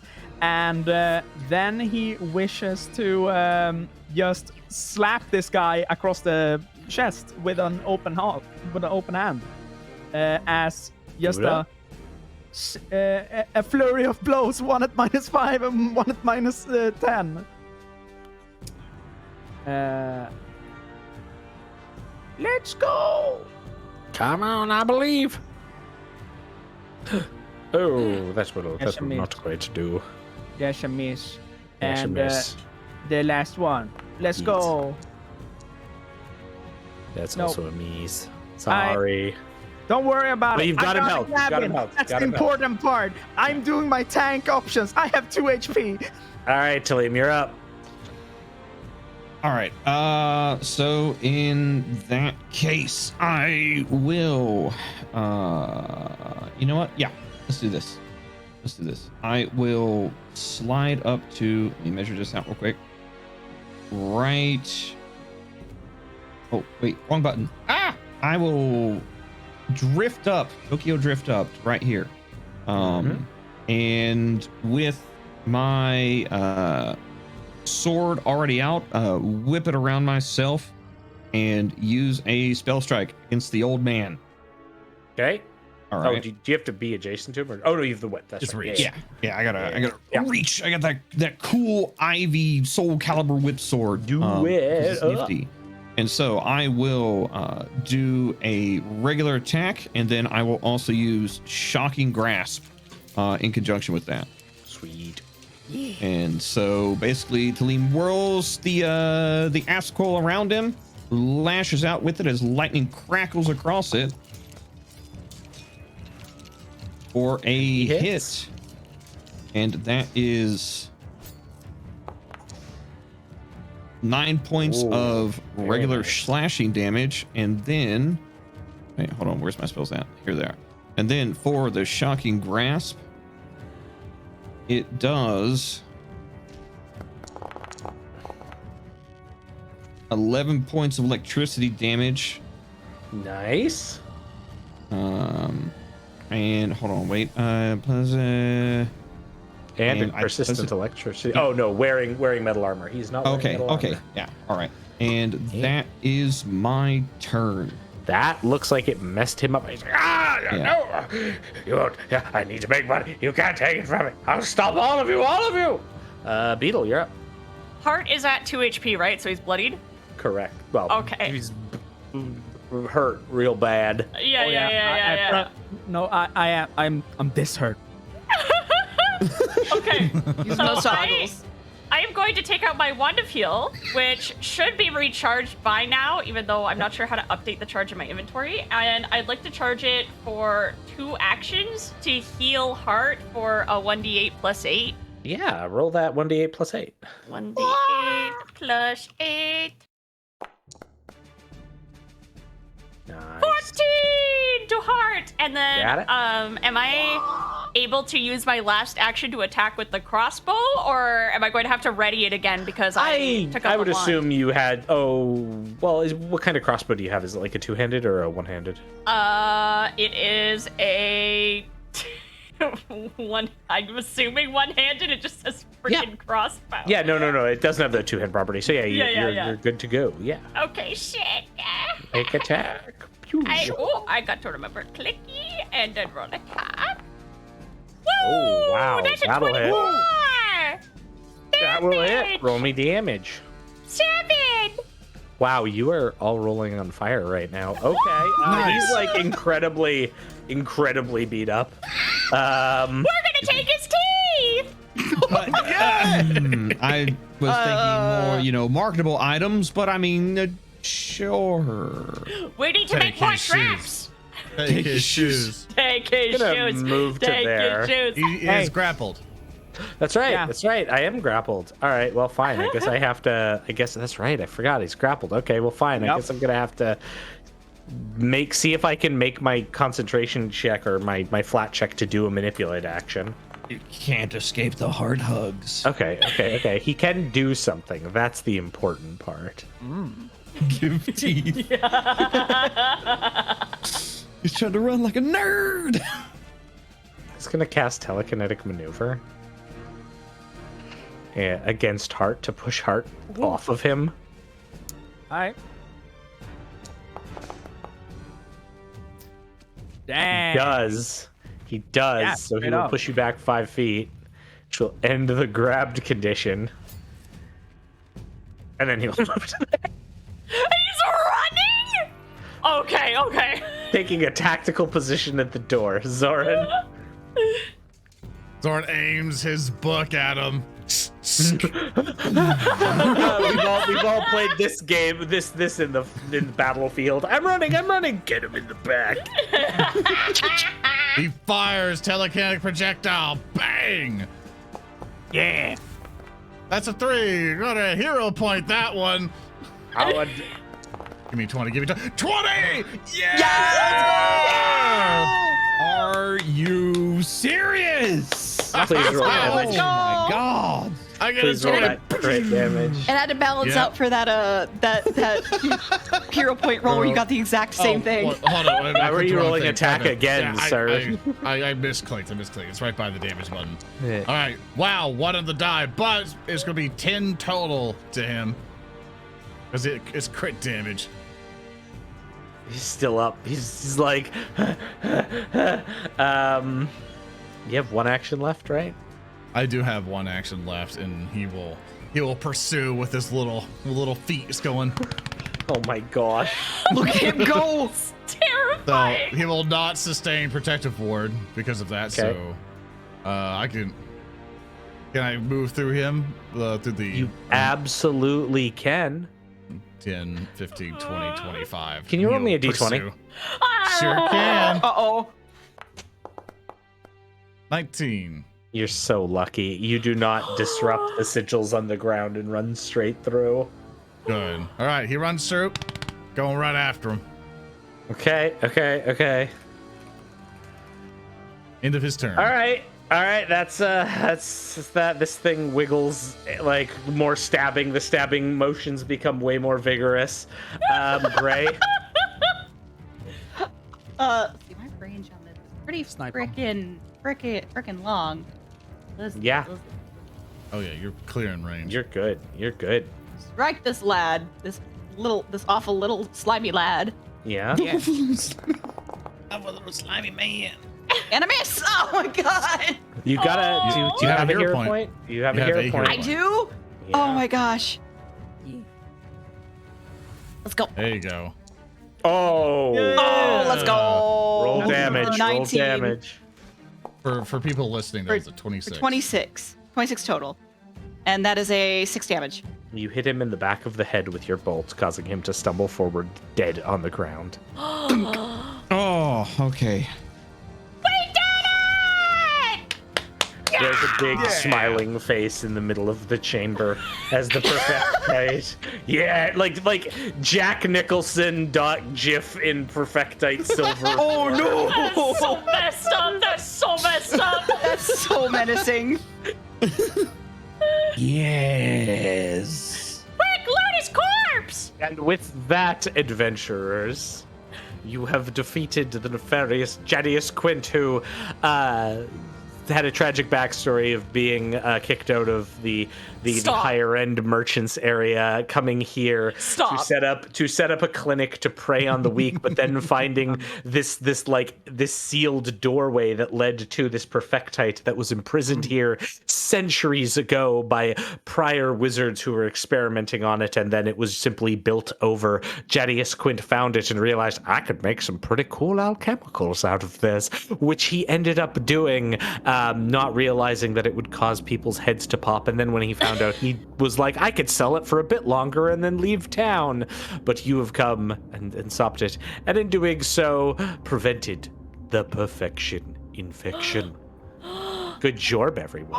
That's it for our Yay! And nobody except bad guys died. Yay! Getting close. Hi. And some poor innocent lady whose head exploded. Well, she had a loan that she didn't return, that she didn't pay off. So only the bad ones died. Let's go. Wow. No, thank you very much for running this, Thurston. This Yes, was thank a you. great, That was this so was fun. a great module. Glad to show this off, everybody. Speaking of the module, hey, where can people find this module if they want to run it in their own game? Yeah, Zoran, where can they find it? Where do you want them to go to find this module, Zoran? You can find this module by heading over to patreon.com/narrative declaration or typing Rotgrind in chat right now. If you want to play this with your party, you can go around and torture your folks with the same things if you're a game master, or just want to run through it again and see all the little other bits and bobs you may have missed through this type of playthrough, because each playthrough could be very different. So head over to patreon.com/narrative declaration for your free copy of this adventure. Go ahead, Thurston. Along with our cool city guide for the city of Outset, and our character guide, so you can make your own cool characters. Absolutely. Yeah. We have And three then pop their giant, heads. Yeah. three giant free PDFs for all of you. And It's of course, all I'd you like to need. say, I'll also like to say thank you again to Paizo for sponsoring this stream and everything else. If you wish to do this, if you wish to pick yourself up Pathfinder 2nd Edition, it was the game that we have been playing for this. You go to pathfinder2ndedition.com, and if you buy anything, use Rotgrind as a 10% coupon on your entire purchase. Not just one item, the entire cart will be 10% off. And of course, once again, if you want to get our stuff, !Rotgrind here in chat, or head over to narrativedeclaration.com to find out all about us and all the campaigns we have. We have tons of content for you to enjoy, and we do hope you enjoy it. But I want to reintroduce the amazing people who brought you this episode today, starting off with Party Demoness. Hi, my name is Minerva, aka Party Demoness. I am a variety streamer here on Twitch, and I also do art. You can find that over on Twitter under the same name. I had a wonderful time here today playing Grey Crocus, the Knoll Ranger. Thank you so much for having me. It's been an absolute pleasure. You are awesome, and you got the last kill. So I did! you did. I think Min has the most kills so far. I think so. You Perfect. are the most. You're one of the most effective ones in the party. Don't say effective. Come on. First level Rangers Next OP up, got a nerf. Granny is doing what she do. She's quiet and then she hit things. You just shoot good. You just shoot good. shoot Next up, good. we have the ever illusionary Kabhaal. Hi, I go by Kabhaal. I am a variety/horror creator here on Twitch and your favorite purple cultist VTuber. You can find me over at twitch.tv/Kabhaal, where I'm your campy curator for all things spooky. Or you can find me over on Twitter at KabhalVT. And I've been playing Tellem Shabura, the ghost magus and local spirit of capitalism. And thank you so much for letting us do this. It was a great time. It was super fun, and I hope everybody else had a great time as well. And next up, the ever chompy, the ever winner of rock, paper, scissors, Froggyloch. Hello, everybody. Yes, that's right. I'm Froggyloch. I am a professional artist and live 2D rigger. If you don't know what live 2D is, it's these models that I made up on screen. That's a good example of it. Apart from Froggy that, made I am all of also... these, so you can say thank you to Froggy for making all these great little You are VTuber so dudes. Thank freaking you, welcome. Froggy. Destroyed Froggy. herself. So, It is- it's the least I could do to just come be a part of this. I was so flattered and ecstatic when you invited us on. Oh my goodness, I was so happy to do it. No problem at all. But I'm also a variety streamer, and I've been playing Beetle. His full name is Beetle Zabub. Just so you know, he's the Kobold Investigator. And next up, we have the ever stalwart, the ever towering, the absolutely hilarious and amazing SaltyJub. Thank you, Zoran. You guys can find me, SaltyJub, a little funny artist from Sweden. You can find me at SaltyJub on Twitter and here on Twitch. We'll be working on some cool TTRPG stuff in the future. Yeah, SaltyJub also does amazing art. She has been also really, really kind on helping us out over at Rotgrind ever so often, making amazing character and creature arts and stuff. So you will see that in some of the PDFs we have on Patreon and stuff like that. So thank you, Salty. You've done amazing work. And of course, our illustrious game master who has been bringing us to this adventure, Thurston Hillman. I'll get heart one day. That's the Show us a only good time, thing. Thurston. I mean, hi. Yeah, no, thank you. This was great, everybody. I joke about, being the GM who will go for blood, but I had a fun time. I hope the adventure was enjoyable for everyone as well. You can find me on all of the things at On Call GM. I haven't been streaming because my basement flooded, and I have taken on new responsibilities and roles. But you know what? I don't know. You can find me on all the things. Oh man, that's relatable. Yeah, otherwise, you'll see me next weekend too as we go back to our regularly scheduled Rotgrind main campaign. And yeah, I think it was super fun. Shout out to Paizo who sponsored us for this. That was super cool. Shout out to Twitch for putting us on front page today. That was super cool.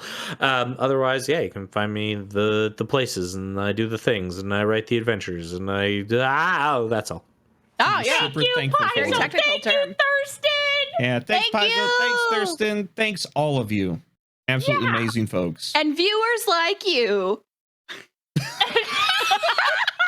Would you like to know more? And I have know. been your host, ZoranTheBear. Thank you all so much for watching. Thank you to our amazing community. Thank you to anybody who's new. NarrativeDeclaration.com. We put a schedule up all along on Twitter. If you look up Narrative Declaration up on Twitter, you will find us and our schedule when we're live for stuff. Stay tuned. There's a whole bunch coming in. Love you all very much. Have an absolutely lovely day. And we'll see you all next time. Goodbye. Have a good time, everybody. Goodbye.